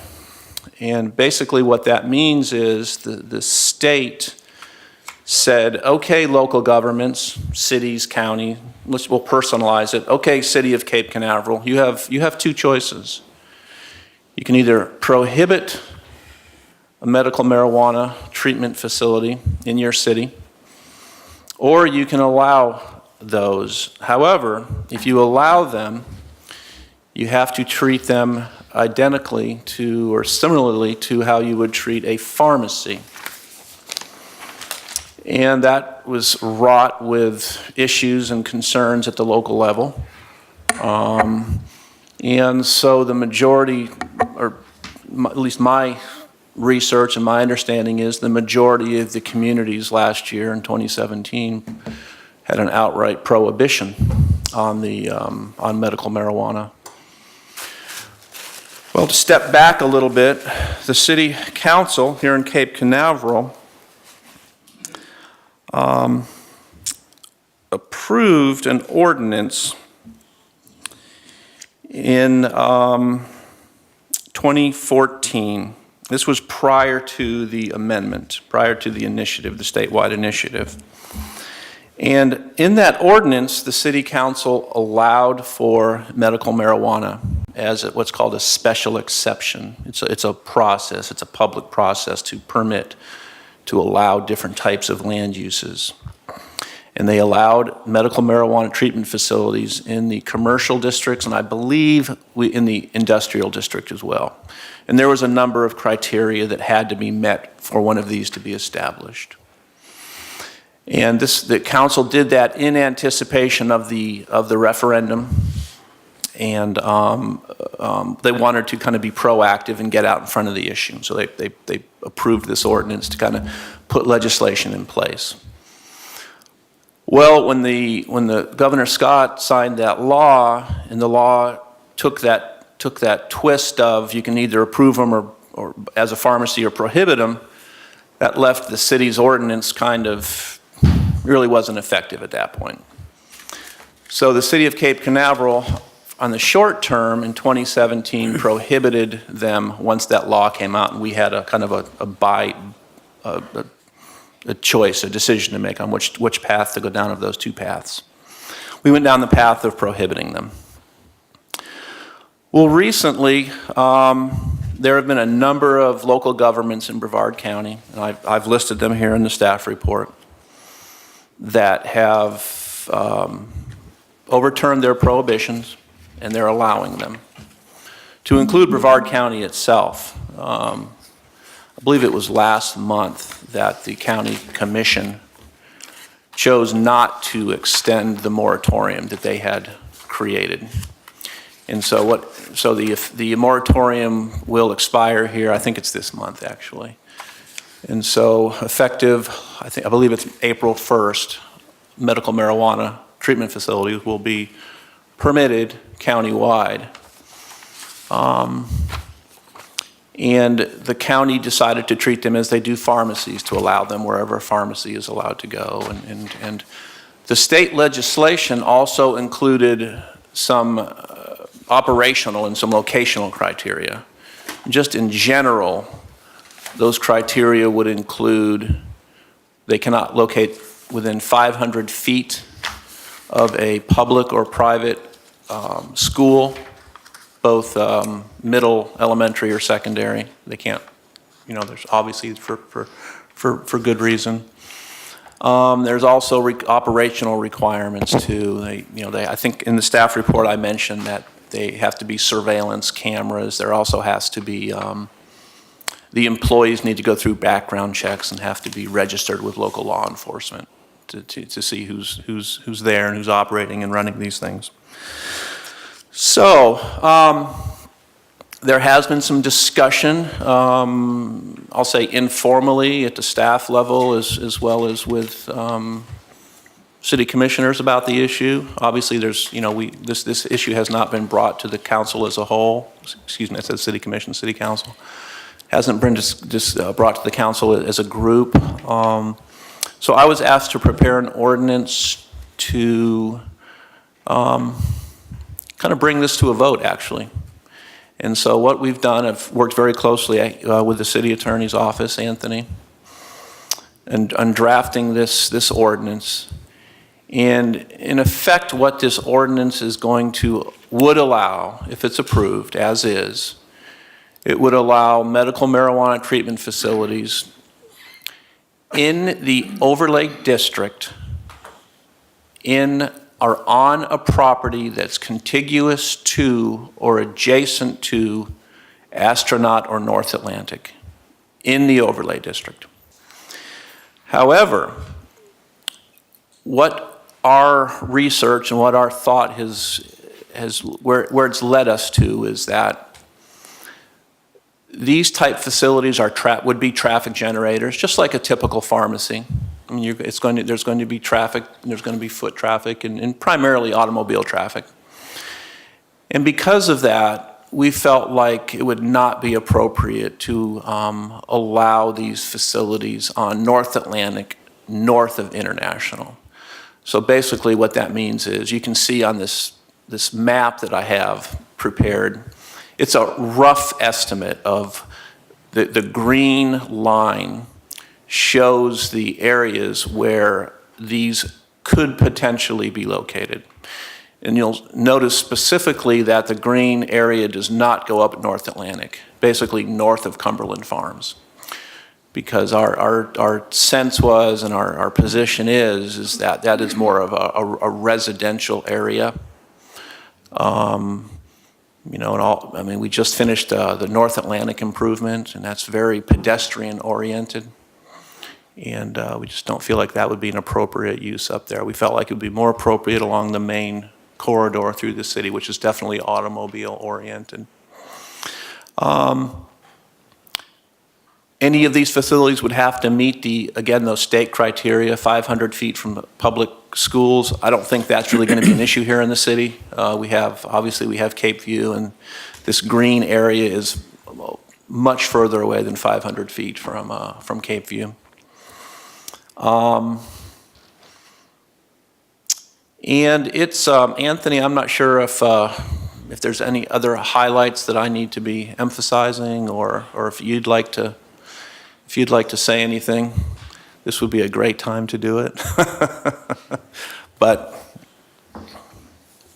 right now, Dave, I think you've covered the basics. Okay. For purposes of starting the discussion with the board. Okay.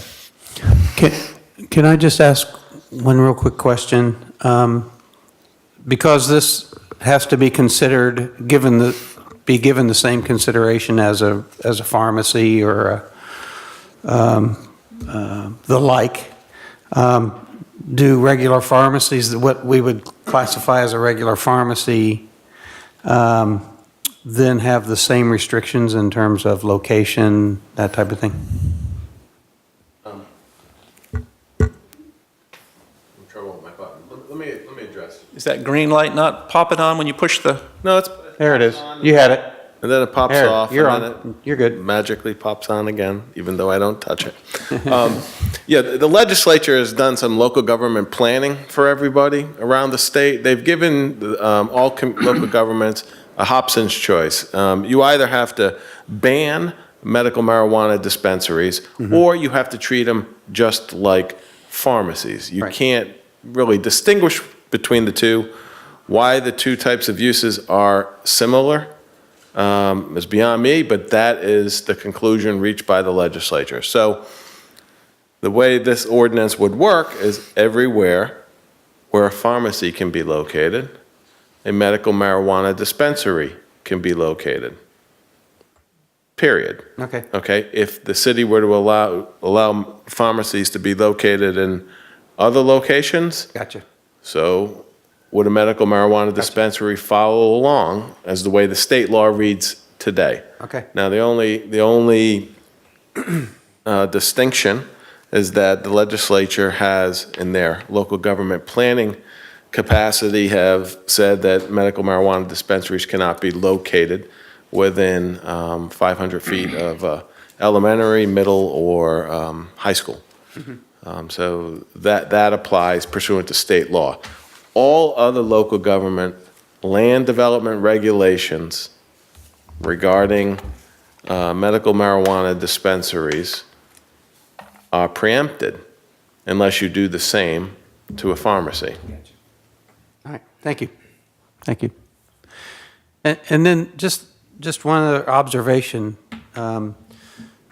If we make recommendation for approval and city council does go ahead and approve this, that doesn't necessarily mean that we are inviting medical marijuana dispensaries to the city, that it's still a business decision that they would be making in terms of whether or not they want to come to the city, whether it makes sense to do that. So by making the approval or by providing that as an approval doesn't necessarily mean that we're going to have a medical marijuana dispensary here, right? Yeah, I think in general, yes, I agree with that statement. I mean, these are going to be treated, this is going to be a business, and it's going to be a very regulated business. I know, I'll just go there with it. You know, I think when most people hear of medical marijuana, they think of head shops and hippies and all that kind of stuff. Well, I just don't think that is going to be happening in this situation. These are highly regulated businesses, and they're going to be market-driven. I'm familiar with some. They're very close to Anthony's office in downtown Orlando, right in the Central Business District. And these are not fringe businesses with a bunch of shady characters running in and out of them. These are, as I said, very highly regulated. The individuals that use these facilities are through prescriptions from medical doctors that have been checked out by the state. So but again, I'll get back to your point, Mr. Chairman. Yeah, these are going to be businesses, and they're going to go where they can make the most money. And I believe that there was a research paper written back during the time that the state was considering creating this law to implement the amendment. And in that paper indicated that roughly 70,000 people were needed to support one dispensary. And that's not 70,000 people who have prescriptions. That's 70,000 people, and of those, there's going to be a certain number who have prescriptions. So if that's even generally close to a good number, which the state used it for their purposes. You know, obviously Cape Canaveral is 10,000 people, and you know, I think that the market forces are going to drive these type facilities into more populated areas. Mr. Chairman, if I could add to that though, Dave, too, because I don't think it was said yet, so there's no misunderstanding. Medical marijuana, the product, as defined in Florida law, as regulated by Florida law, can be acquired by residents of Cape Canaveral, can be used by residents of Cape Canaveral, regardless of this ordinance. They can travel somewhere, purchase it, and bring it home. It actually can be delivered within the jurisdictional limits by regulated dispensaries. This ordinance is just a brick and mortar ordinance. Do you want to allow a brick and mortar medical marijuana dispensary within the jurisdictional limits of the city of Cape Canaveral? And if so, you have to treat them just like pharmacies. And I just wanted to make that point so there's no misunderstanding that this isn't whether or not medical marijuana can be utilized in the city of Cape Canaveral. Yeah, that's a good point. Is there anything else, Dave, you want to present? Then let's open it up to the board members and take any comments, questions. Start with Dr. John. Any questions at all, sir? If a cancer patient goes to Orlando to fill a prescription, can he or she come back to Brevard and legally utilize it? So, Yes. As a matter of fact, just as a kind of a offhanded story, I live up in Cocoa, and I was at the convenience store on Saturday, and behind me and standing in line, in the checkout line, was a gentleman who had a True Leave T-shirt on, and that's one of the large dispensing companies. And I asked him, I said, what are you doing here in Cocoa? And he said, I make a trip once a week down here and make deliveries to a number of patients. So to Anthony's point, there are residents, I'm not sure in Cape Canaveral, I would guess there would be, but there certainly are residents of Brevard County that are currently. And I might point out, only because I recently found this out myself, when we talk about medical marijuana, you're not smoking marijuana cigarettes. At the present time, the only medical marijuana that's available through prescription is oil or vape, what they call vape.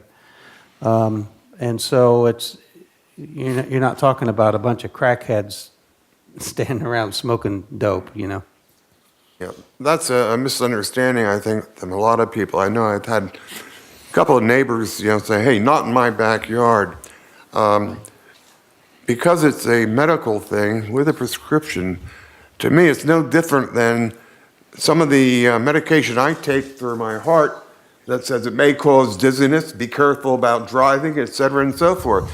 It's a medical prescription. It's not something for recreation. Yeah.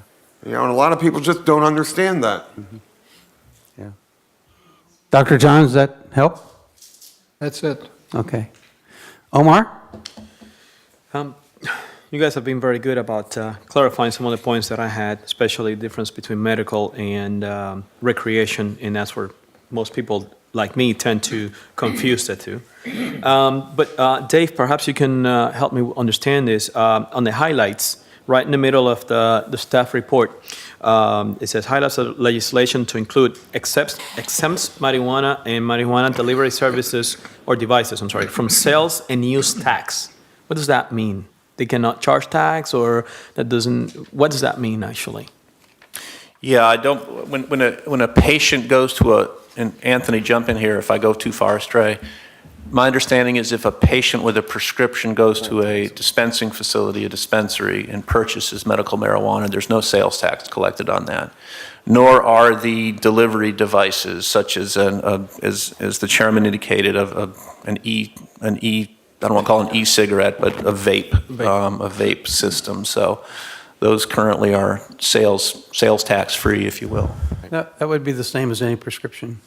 And the use tax is just it's another form of sales tax. It's if the product was purchased outside the state of Florida, where the state does not have the ability to impose a sales tax, there's a use tax to bring it into the state and actually use it. And some products are subject to this use tax, so that's that component. So it's basically, you just don't pay sales tax on the product or the device. Thank you. That tells you how often I buy prescriptions. I didn't know that. Okay. Thank you. Al? I probably should know this, but Dave, are there any restrictions with pharmacies as to how many you can have? Is there a distance from one pharmacy to the other, minimum distance? No.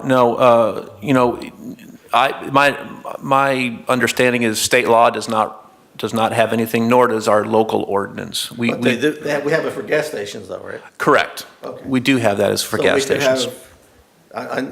Your point was well presented, that we probably don't have the density of population, whether they need it or they don't need it, just overall population. There's 10,000 people here, 10,000 in Cocoa, that's 20, well short of the 70 you were talking about. But in a crazy situation, there could be 2 or 3 medical marijuana shop in the same bad business decision, but there could be. Sure, Okay. sure. That's it. Thank you. Ron? No comments? Okay. Harry? Yeah, could someone put a pharmacy on North Atlantic, north of the junction where it splits away from Astronaut Boulevard? No. A pharmacy would not be allowed there? No. Okay. Mr. Chairman, there was a pharmacy there. Mike's Pharmacy was there. It was not on North Atlantic. The It was on bend. A1A. Oh, okay. I'm sorry. It was on Astronaut. Right. Yeah. Okay. I may have more comment later, but for now. All right. And so I'd like to take the opportunity to field questions from the audience. And again, we only have one card pertaining to medical marijuana. And again, it's Ms. Green. Okay, all right. Was there anybody else? All right, then we'll bring it back into the board members. I'm sorry, Peggy? I have questions. All the questions. The thing I want to ask is, if this is such a benign thing that we're looking at here, it cannot be located near a school. Operational requirements requires camera surveillance. Everybody who works there has to have background checks. Is it as benign as you say it is? If it was like at the farm, I don't know any pharmacy where they require background checks. Yeah, they do. Do they? Yeah, Do they? yeah, they do. Okay, I'm ignorant of that. I don't, hopefully, go very often to pharmacies, but okay. That was what I had in mind.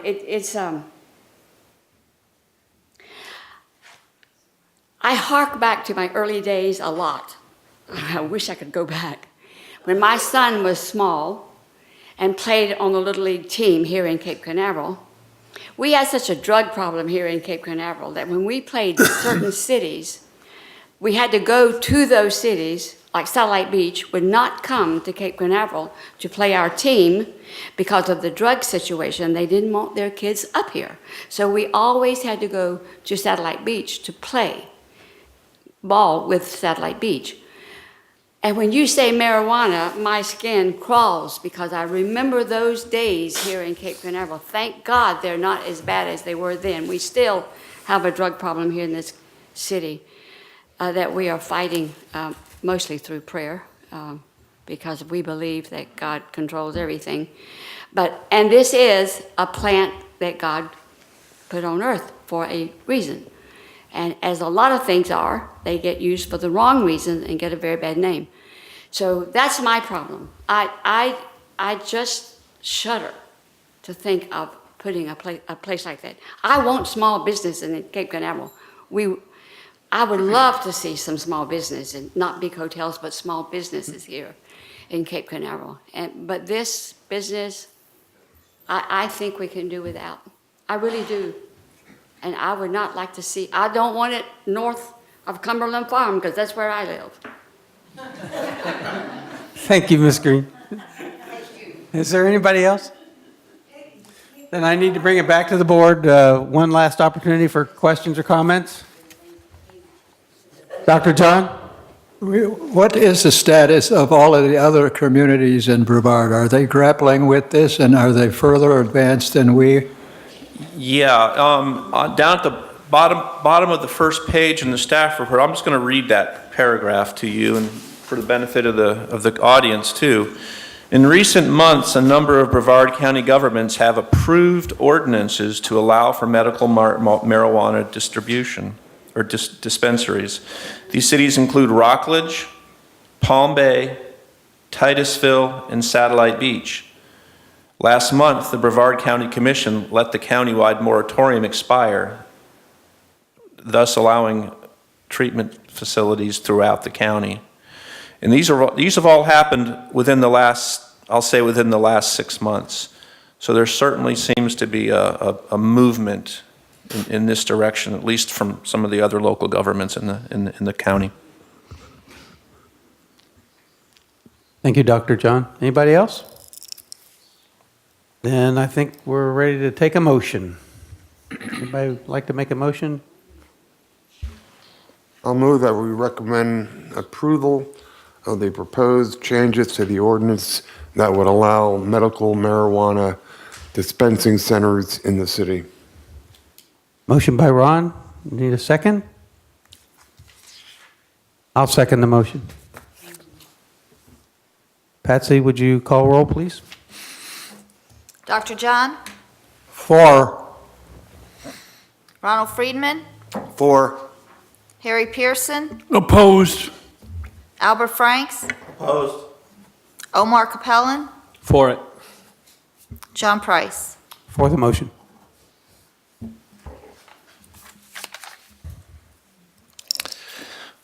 All right, thank you. All right, so that then goes on to city council now, right? Yes, Mr. Chairman.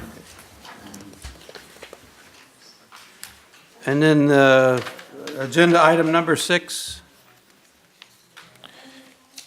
Yes. Dave, do you want to deal with that? Yes, Mr. Chairman. All right, our last item is dealing with townhouses and townhouse lots. I'm going to read a lot of this verbatim. Section 110-372 of the City Code contains a minimum development standards for townhouse construction. And I guess for benefit of the audience, what that statement means is the City Code regulates townhouses and townhouse lots as far as depth and width and minimum square footage and all of those kind of things. Currently, the code, perfect. Back in the day in the city, or historically, excuse me, townhouse lots were allowed to be a minimum of 16 feet in width. That changed in 1988 when the City Council adopted Ordinance 988, which set the new standard for 20 feet wide. But this has created, we've run into some issues with this 20-foot wide townhouse lot. In particular, it's an example of what's shown on the monitor. We've got a 20-foot wide lot, and if it's an end unit, which means if you've got, I think I can better explain it here. Okay. Well, that doesn't really do it. Let's just go back to this. If it's an end lot or an end unit on an end of, like, say, 4 or 5 townhouses, and you've got an end unit, so it's the end one, the code says you can have that can be a 20-foot wide lot. Well, we have an 8-foot setback from the side property line, which means you can end up with a 12-foot wide, or you have to end up with a 12-foot wide structure. And I've been in some 12-foot wide townhouses, and I just don't know if they're appropriate in the city. And this issue came up, if you remember, when we approved that townhouse subdivision just north of Cape Canaveral Park. There was 4 or 5 units in there, and this was an issue. That unit on the west end of that property, this is the situation that we have. We have a 12-foot wide structure. And it's in my mind, it's not very livable, and it's not very comfortable, and it's perhaps not what we want in the city. So, and I believe one of our members suggested that we should propose an ordinance to address that. So this is what you have in front of you this evening. To get back to the staff report, we also have the situation, whoops, wrong way, I'm sorry. The ordinance, as written, would propose to have an end lot, the minimum lot width would be 28 feet now. Right, we'd move it from 20 to 28. This would allow for an 8-foot side yard setback and maintain that 20-foot wide structure.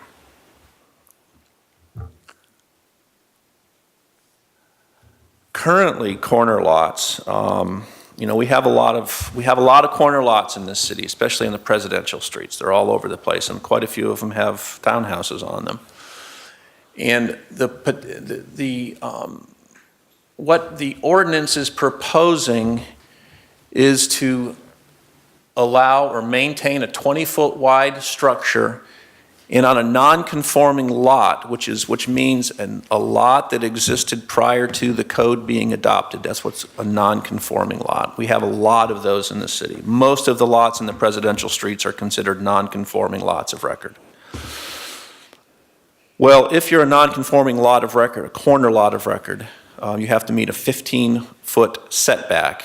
If you're if you're a conforming lot of record conforming corner lot, you have a 25-foot wide side setback. Non-conformings can have 15. So what this ordinance would do, non-conforming corner lots would have to be a minimum of 35 feet. That would allow for the 15-foot setback, side setback, and then maintain that 20-foot wide structure. And this is what a typical subdivision could look like if this ordinance was adopted. You could have the 35-foot would be the corner lot. That would be 15 foot plus 20 wide. The interior lots would be able to maintain 20 foot because they don't, obviously townhouse don't have side setbacks, the interior units. And the end unit would be 28 feet to allow for that 8-foot setback and the 20-foot structure. Now, as I mentioned earlier, there are a lot of townhouses in the city, and a lot of these townhouses, with the adoption of this ordinance, would become non-conforming. And typically, that's a problem. We just went through a huge process of dealing with non-conforming condos, if you remember that whole process that we just cleaned up, the council just cleaned up a couple of months ago. Well, recognizing that we're going to be creating some non-conforming townhouses, this ordinance allows for a destroyed townhouse on a non-conforming lot of record. Typically, if a non-conforming structure is destroyed, it can't be rebuilt. It has to be rebuilt to the current codes. What this ordinance does, it allows for a non-conforming townhouse to be rebuilt to its then current, to the, just rebuilt as it was. Does not have to meet the new standards.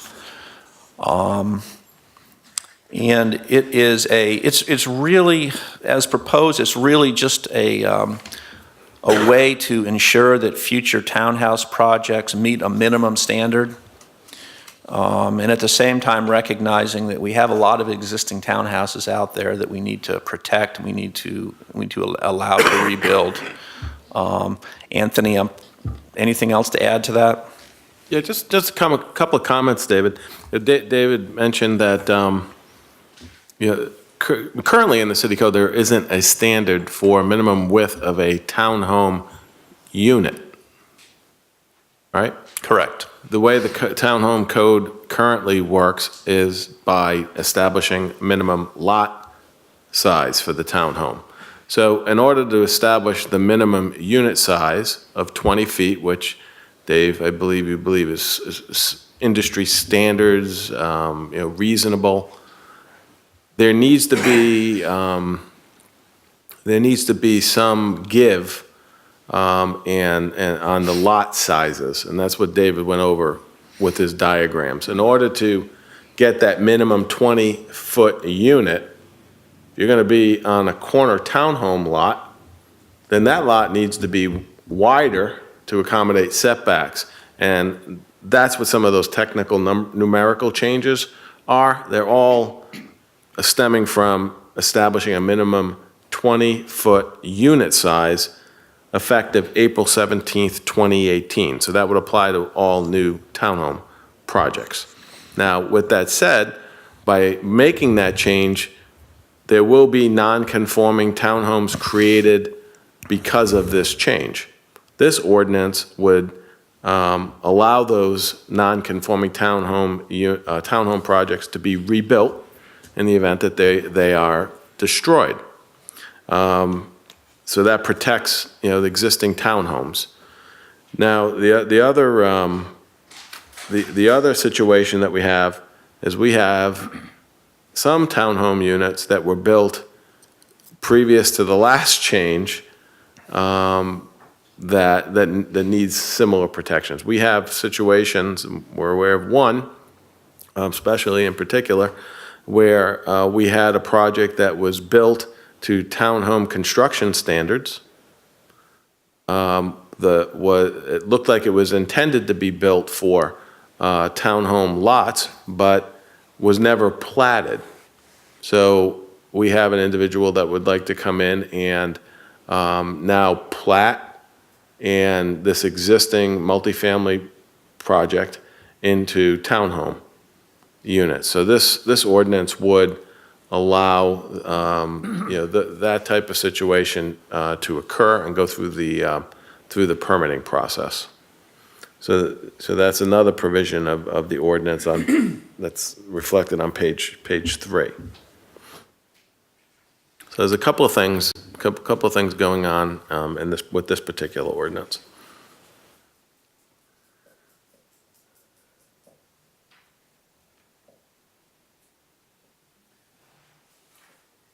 Yeah, Mr. Chairman, I think I'm sorry, that's all I had for the time being. I was going to jump in. I saw there was a Pause. Yeah, a pause. That's really what this ordinance is about, is creating a minimum standard for the width of a townhouse structure. And so that everybody's clear, any existing townhomes would be non-conforming but grandfathered in, that if they were destroyed, they could be rebuilt to their existing footprint. And this new ordinance proposal would only affect the construction of new townhome projects. Correct. Okay. That it? Yes, Mr. Okay, Chairman. let's open it up to the board for any questions or comments. Ron? Yeah, I don't see the need for this change in the ordinance. And that's because the 20 feet is a minimum. One thing I've learned in over my 55 years dealing with land development in one way or the other is not every piece of property can be developed the way the owner, the developer wants to.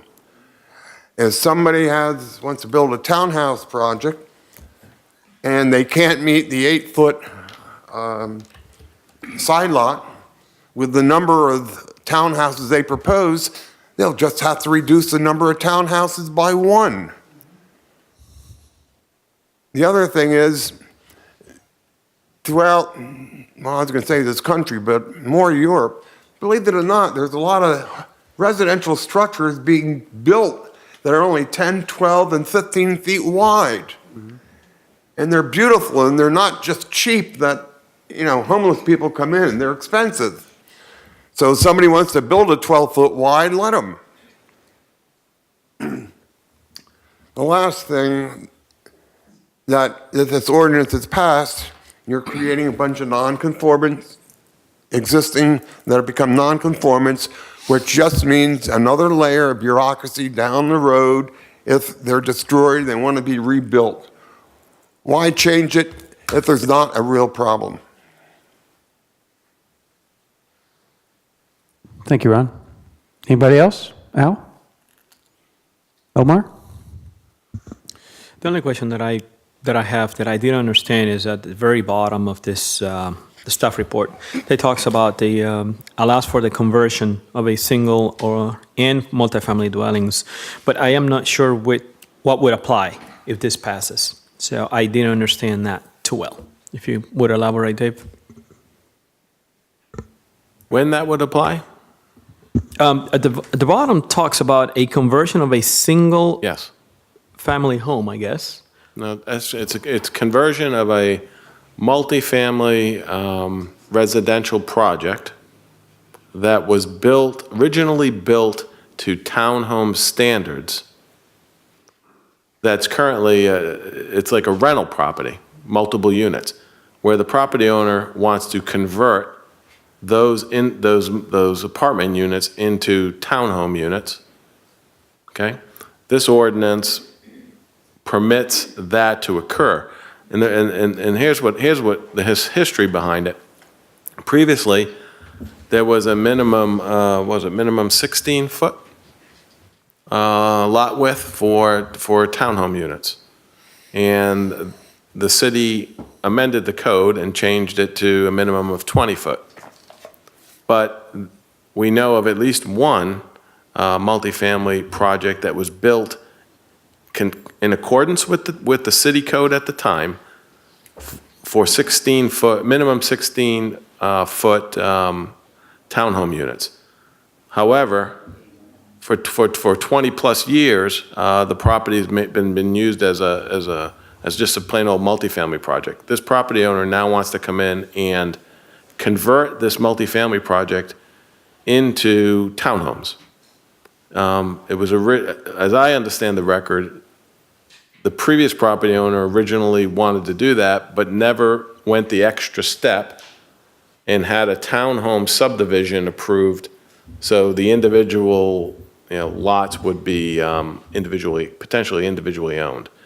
So this would afford that opportunity to anybody out there where, again, they previously built to an old code standard, townhome standard, but never went that extra step and had a townhome subdivision approved. But in all other respects, they could have done it back then, but for whatever reason chose not to subdivide the property into individually owned units. Thank you. Did I miss anything, Dave? Was that?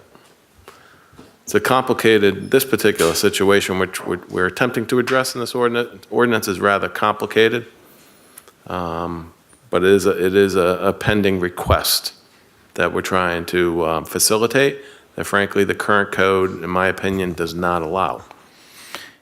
Yeah, and I'd like to add to kind of in response to what Ron mentioned, if the board decides not to support a particular section of the code or the proposed ordinance, say the 12-foot issue that Ron has raised a concern about,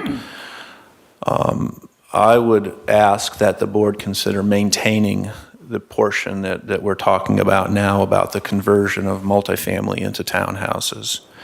And if there's an issue about that particular provision of the ordinance, if I'd like to, if we could discuss that as well. So it's I'd like to get some feedback from the board on that if that becomes an issue. We can always modify the board and move it forward to the city council, or modify the ordinance, move it to the city council to reflect this board's concerns. Okay, thank you, Dave. Al?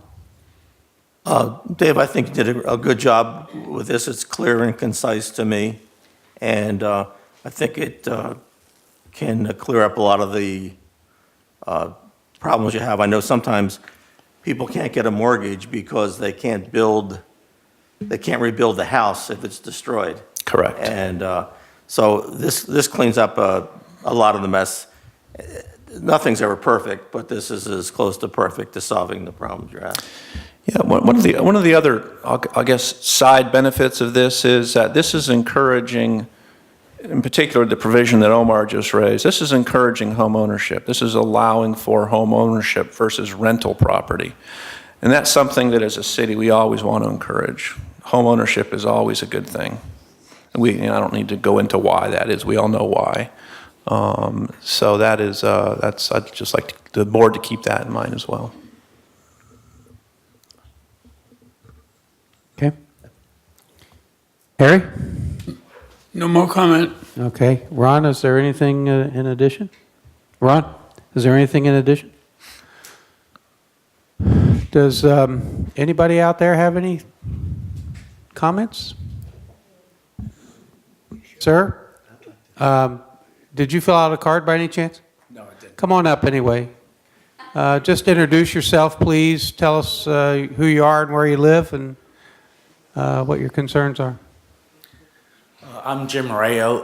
I live in Cocoa Beach, but I have 10 different multifamily home properties here in Cape Canaveral. And this particular unit, I'm the example of this particular unit.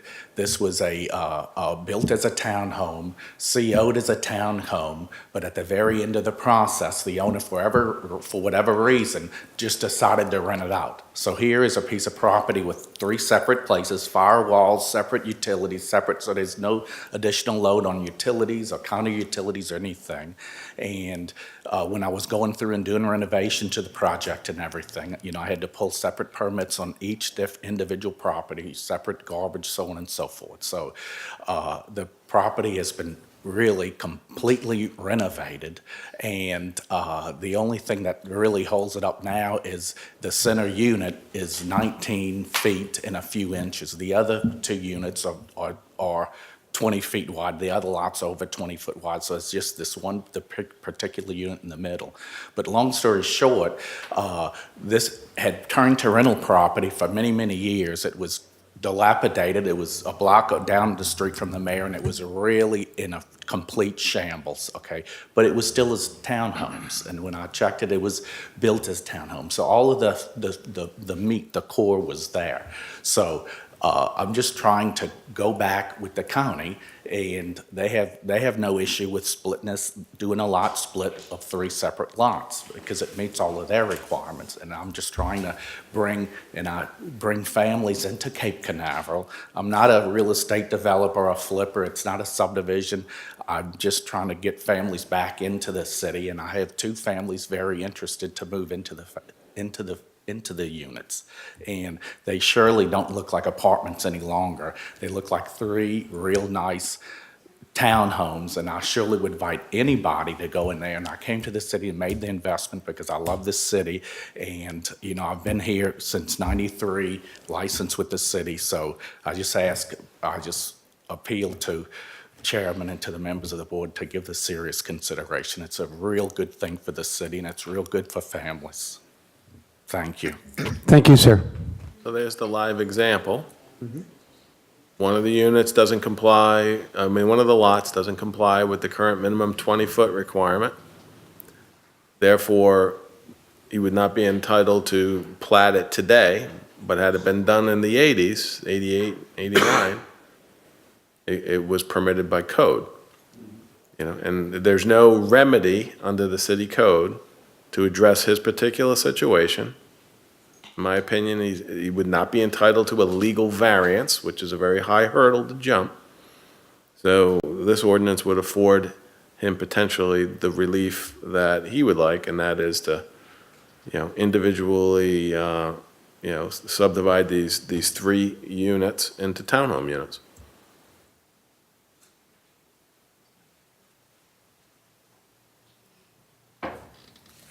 Anybody else? Anybody? I'd like to make a motion Okay. that we recommend approval of ordinance number 20-2018 to the city council. Harry's made a motion. Do we have a second? I'll second it. Al with the second. Patsy, would you call the roll, please? Dr. John? For. Ronald Friedman? Against? Harry Pearson? 4. Albert Franks? For. Omar Capellan? I'm going to abstain. Yeah, you need to vote unless you have a voting conflict of interest. That's just the way the law is. So unless you had some sort of financial stake in this particular matter, unfortunately, you cannot abstain as you wish. The law requires you to vote. Thank you for clarifying that. Yep. I'm ambivalent on a couple of things, and that's the issue. I don't know how to reconcile it. Can you continue and then come back to me, please? John Price? For the motion. And you're coming back to me now. That was Not much of a delay. I'm sorry. Yeah, no, What no is- kidding. what is- I could have said it slower. So the, I'm for it. Okay, yes. All righty. So we move on to the next section, next part of the meeting. Mr. Chairman, can I just say a comment why I was ambivalent about it? And it's just, Dave, I didn't want to create more work for the city in terms of creating the non-conforming. That it was not related to the thing itself, it was the results, the repercussion of creating more work on the non-conforming. That's all my, why I was kind of in between the two. Okay, thank you, Omar. We move on to reports and open discussion. I'll start first with the board members. Does anybody have any reports or open discussions that they want to have? Dr. John? Oh. Omar? I have a couple. They're miscellaneous, not related to anything that happened tonight. It's just things that as I studied the package that was sent to us, just kind of came to my head, and I would just would like to mention it. They're not necessarily new, but as we starting to drive more and see on A1A, we're starting to see more and more pedestrian traffic. Especially we have hotels, as I mentioned, we have hotels on the east side of A1A, and then some of the places to go eat on the west side. And it's becoming a little bit more interesting to get across. So I would like to bring up or remind FDOT or the city or whatever, to see if we can start thinking again or bringing to the table pedestrian bridges or bridge, especially around that area where the where we have the new hotels coming in. We're going to have a lot of traffic, pedestrian traffic. Also, and this is for our future city regulations, this is not going to affect our current project at all or incoming projects immediately, but if we can start considering more of a parking structures, I hate to see so much of greenhouse effects that we're having by having so much black tar in every project. The hotel on East Central, I guess would be. It's no, West Central. I apologize. On West Central, it's 6 acres. I thought it was 2 structures and a lot of parking lot, and then the same thing repeats again. Although these people actually did a great job on landscaping, but we still have a lot of black tar there. So I would love to start looking at us being more proactive on adding perhaps the requirement of parking structures and leave the rest to be green areas.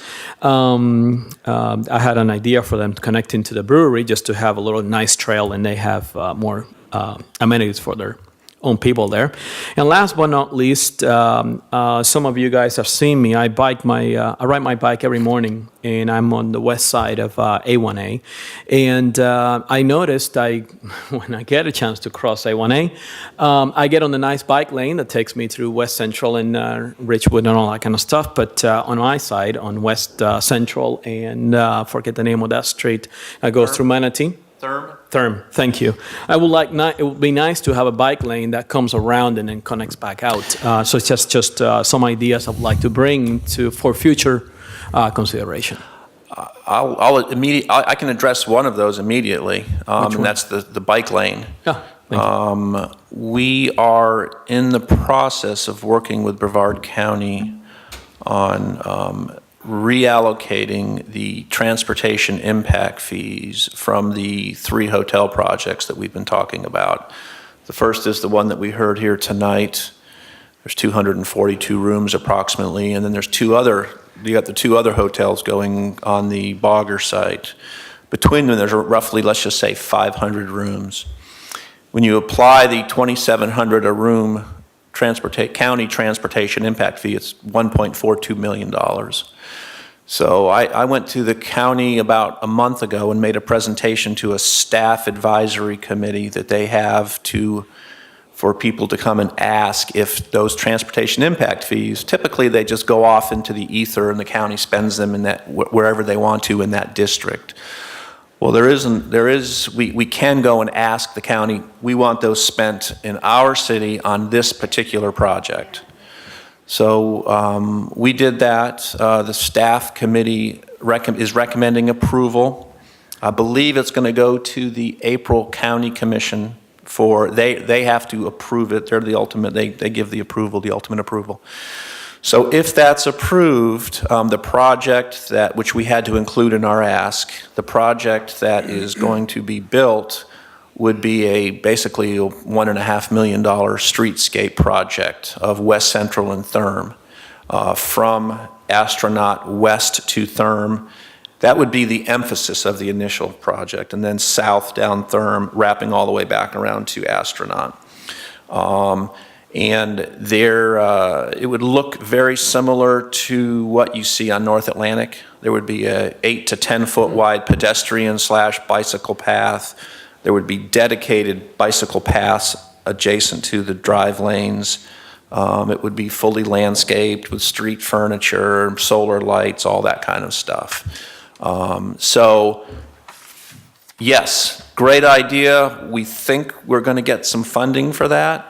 As far as timing of the project goes, the city doesn't, those would be coming from impact fees coming off those hotels. We don't collect impact fees till we issue a certificate of occupancy, which is on the back end of the project. So I guess what I'm saying is we probably wouldn't be receiving the funding for, let's just say, 3 years from now.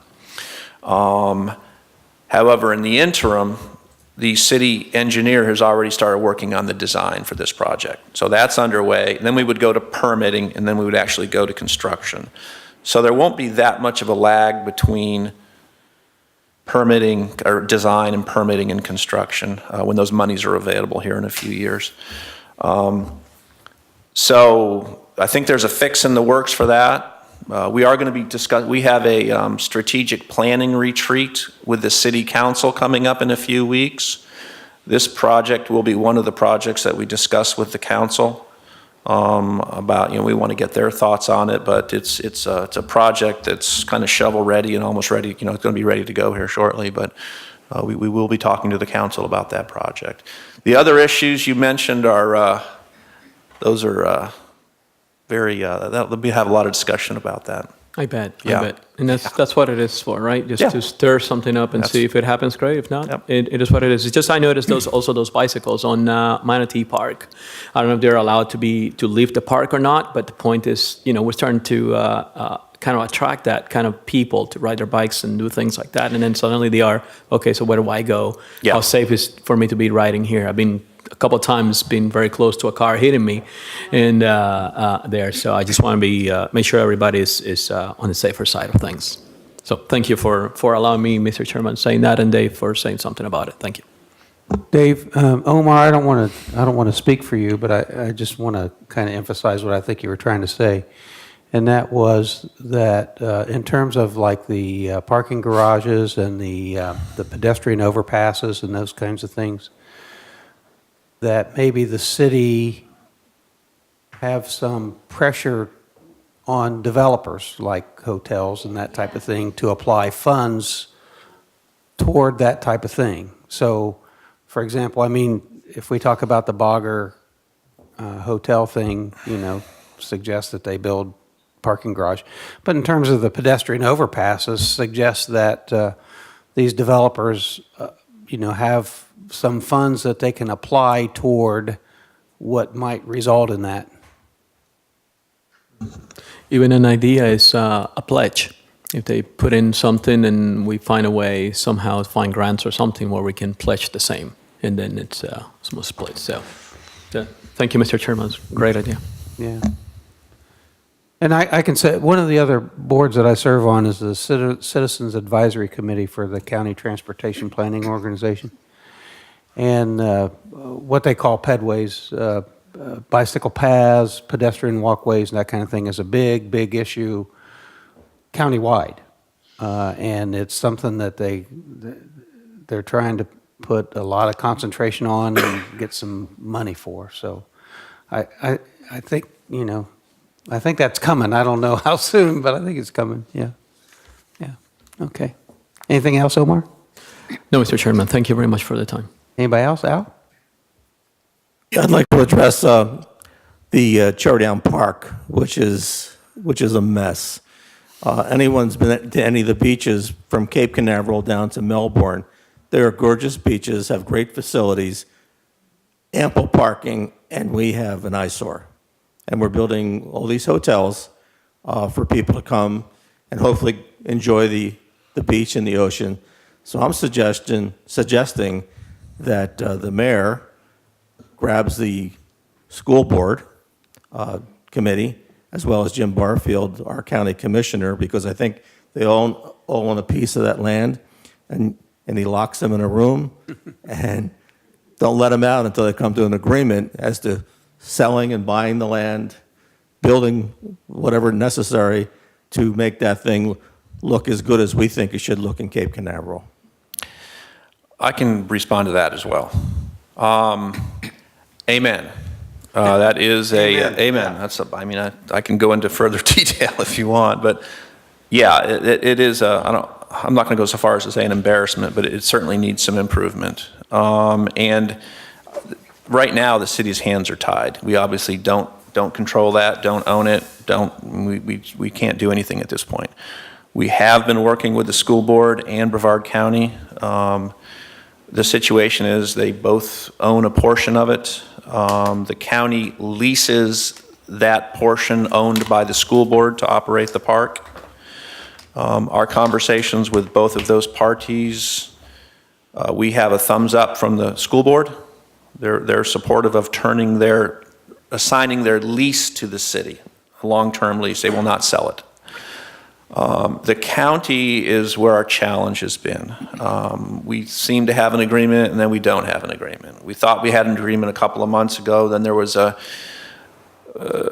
particular commissioner who wanted to put a condition on turning over that park to the city to say that the county residents would never have to pay for parking at the park. And, it's going to take, we've estimated let's just say $2 million to bring that park up to where it needs to be. And to pay for that, one of the most logical things is to have paid parking help pay for that. The users of that park help pay for that rather than for the city to have to raise taxes or some other thing, which we obviously don't want to do. So we're in discussions with the county on that. What may end up happening is we may move forward with potentially a 4-1 vote at the county level to get that turned over to us. But we're trying to get a 5-0, but just to know where there's a lot of discussions and a lot of movement on that issue. And I would like to say that this coming year we'll see some closure on that issue and we can start moving forward with that. But that'll be another item that's potentially discussed at our strategic planning retreat with the city council. Okay, thanks for that update. I have two follow-ups. One is, does this discussion include the vacant land that sits there and does nothing? Behind where the restrooms are? To the south of the restrooms? Yes. Yeah, the issue with that piece of property, my understanding is I'm going to call it a perpetual easement on that from Army Corps for future beach renourishment activities. Mm-hmm. So a portion of that is kind of tied up.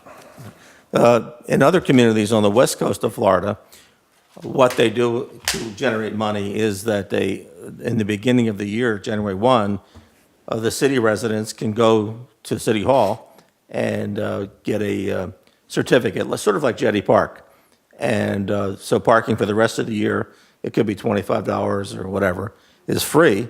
And then the visitors are the ones that are, because in a way, the city residents, through their taxes, are paying for their share of the maintenance, and the visitors pay for it through the parking fees. I think Cocoa Beach has something very similar to that. Yeah, they do. The Cocoa Beach residents pay a minimum amount for a year-long Like 20 or parking pass. $25, and then for the rest of Brevard County. Brevard County pays more. It's like, a little bit more, about 75, and then that's it. But you're parking the rest of the year without having to pay extra. I go surfing over there, so I know. Ron? Well, I know it's past Dr. John's bedtime and getting close to mine, so I'll keep my comments to a minimum. It'd be appreciated if any future large plans like this, we get a few more days of time to look at them rather than, I think, we could have picked them up on Friday. I was away. I couldn't pick them up till Monday, but we appreciate the additional time if we can get it. Harry? None. We need a motion for adjournment. So moved. Second? All in favor? Aye. Aye. Opposed? I'm sorry, folks, I apologize, Ms. Green, I promised you that time. I apologize, please. I can understand you. It would be Yeah. easier to hear you.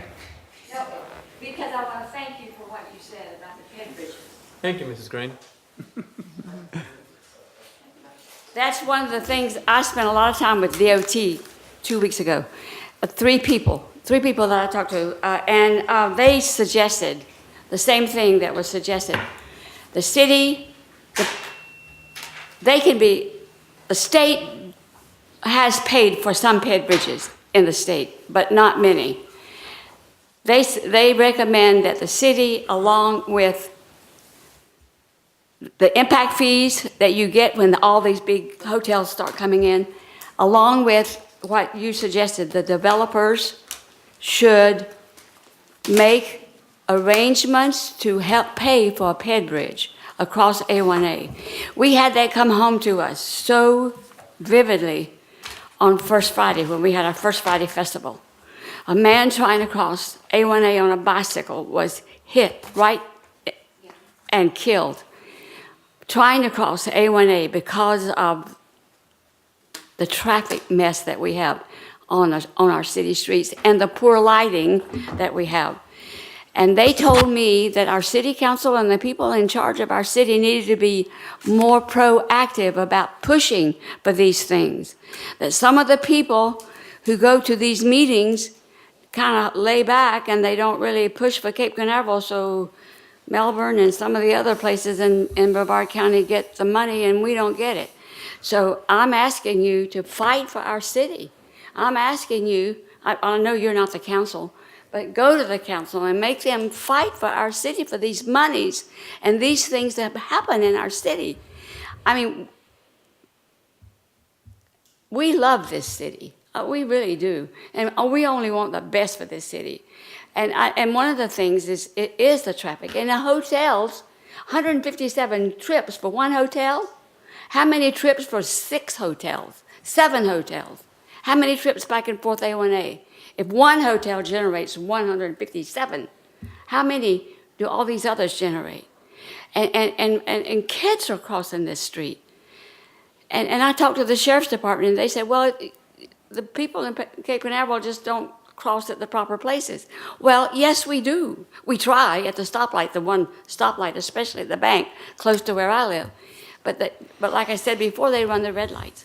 So we need desperately an avenue to cross A1A. We need it. And I'm asking you to please take that into consideration. I know it was brought up once before and shot down, but please think about it. Please think about it. And if that man, I've forgotten his name, wants to bring families into Cape Canaveral, we need a way for the families to actually walk and bike around Cape Canaveral. I don't mean to be a pain in the you-know-what, but it really bothers me. It really does. And I appreciate all that you all do. I know you give of your time over and over and over and over and over. And I come up here and make a nuisance of myself, but it's because I care. I really care about the people in this city. I really care about this city. We've had our roots here for a long time. A long time. And I have a son and a daughter, or 2 daughters, well, 2 don't live here, only 1 lives here now, but I have 2 great-grandchildren that live here now. I want to see them grow up and enjoy the things that we enjoyed in this city. And now we don't allow them to get off our street riding their bikes. We don't allow them to ride down to Manatee Park anymore because of all the cruise traffic going in and out there. And that parking garage scares me to death. Thank you so much for listening to me. And just know that I do appreciate you people very much. Good night. Yeah. Have a good night. Ms. Green, a real quick comment. It's a personal comment for me. By the way, we're in adjournment, so thank you. Okay, so wait a minute, you So, got, Ms. Green, a John. personal comment for me. who motioned and who seconded for the? Ron motion, and I think it was Al second. Okay, thank you. Yeah, Al's as good as anybody. Yeah, okay. But I can't get through. generally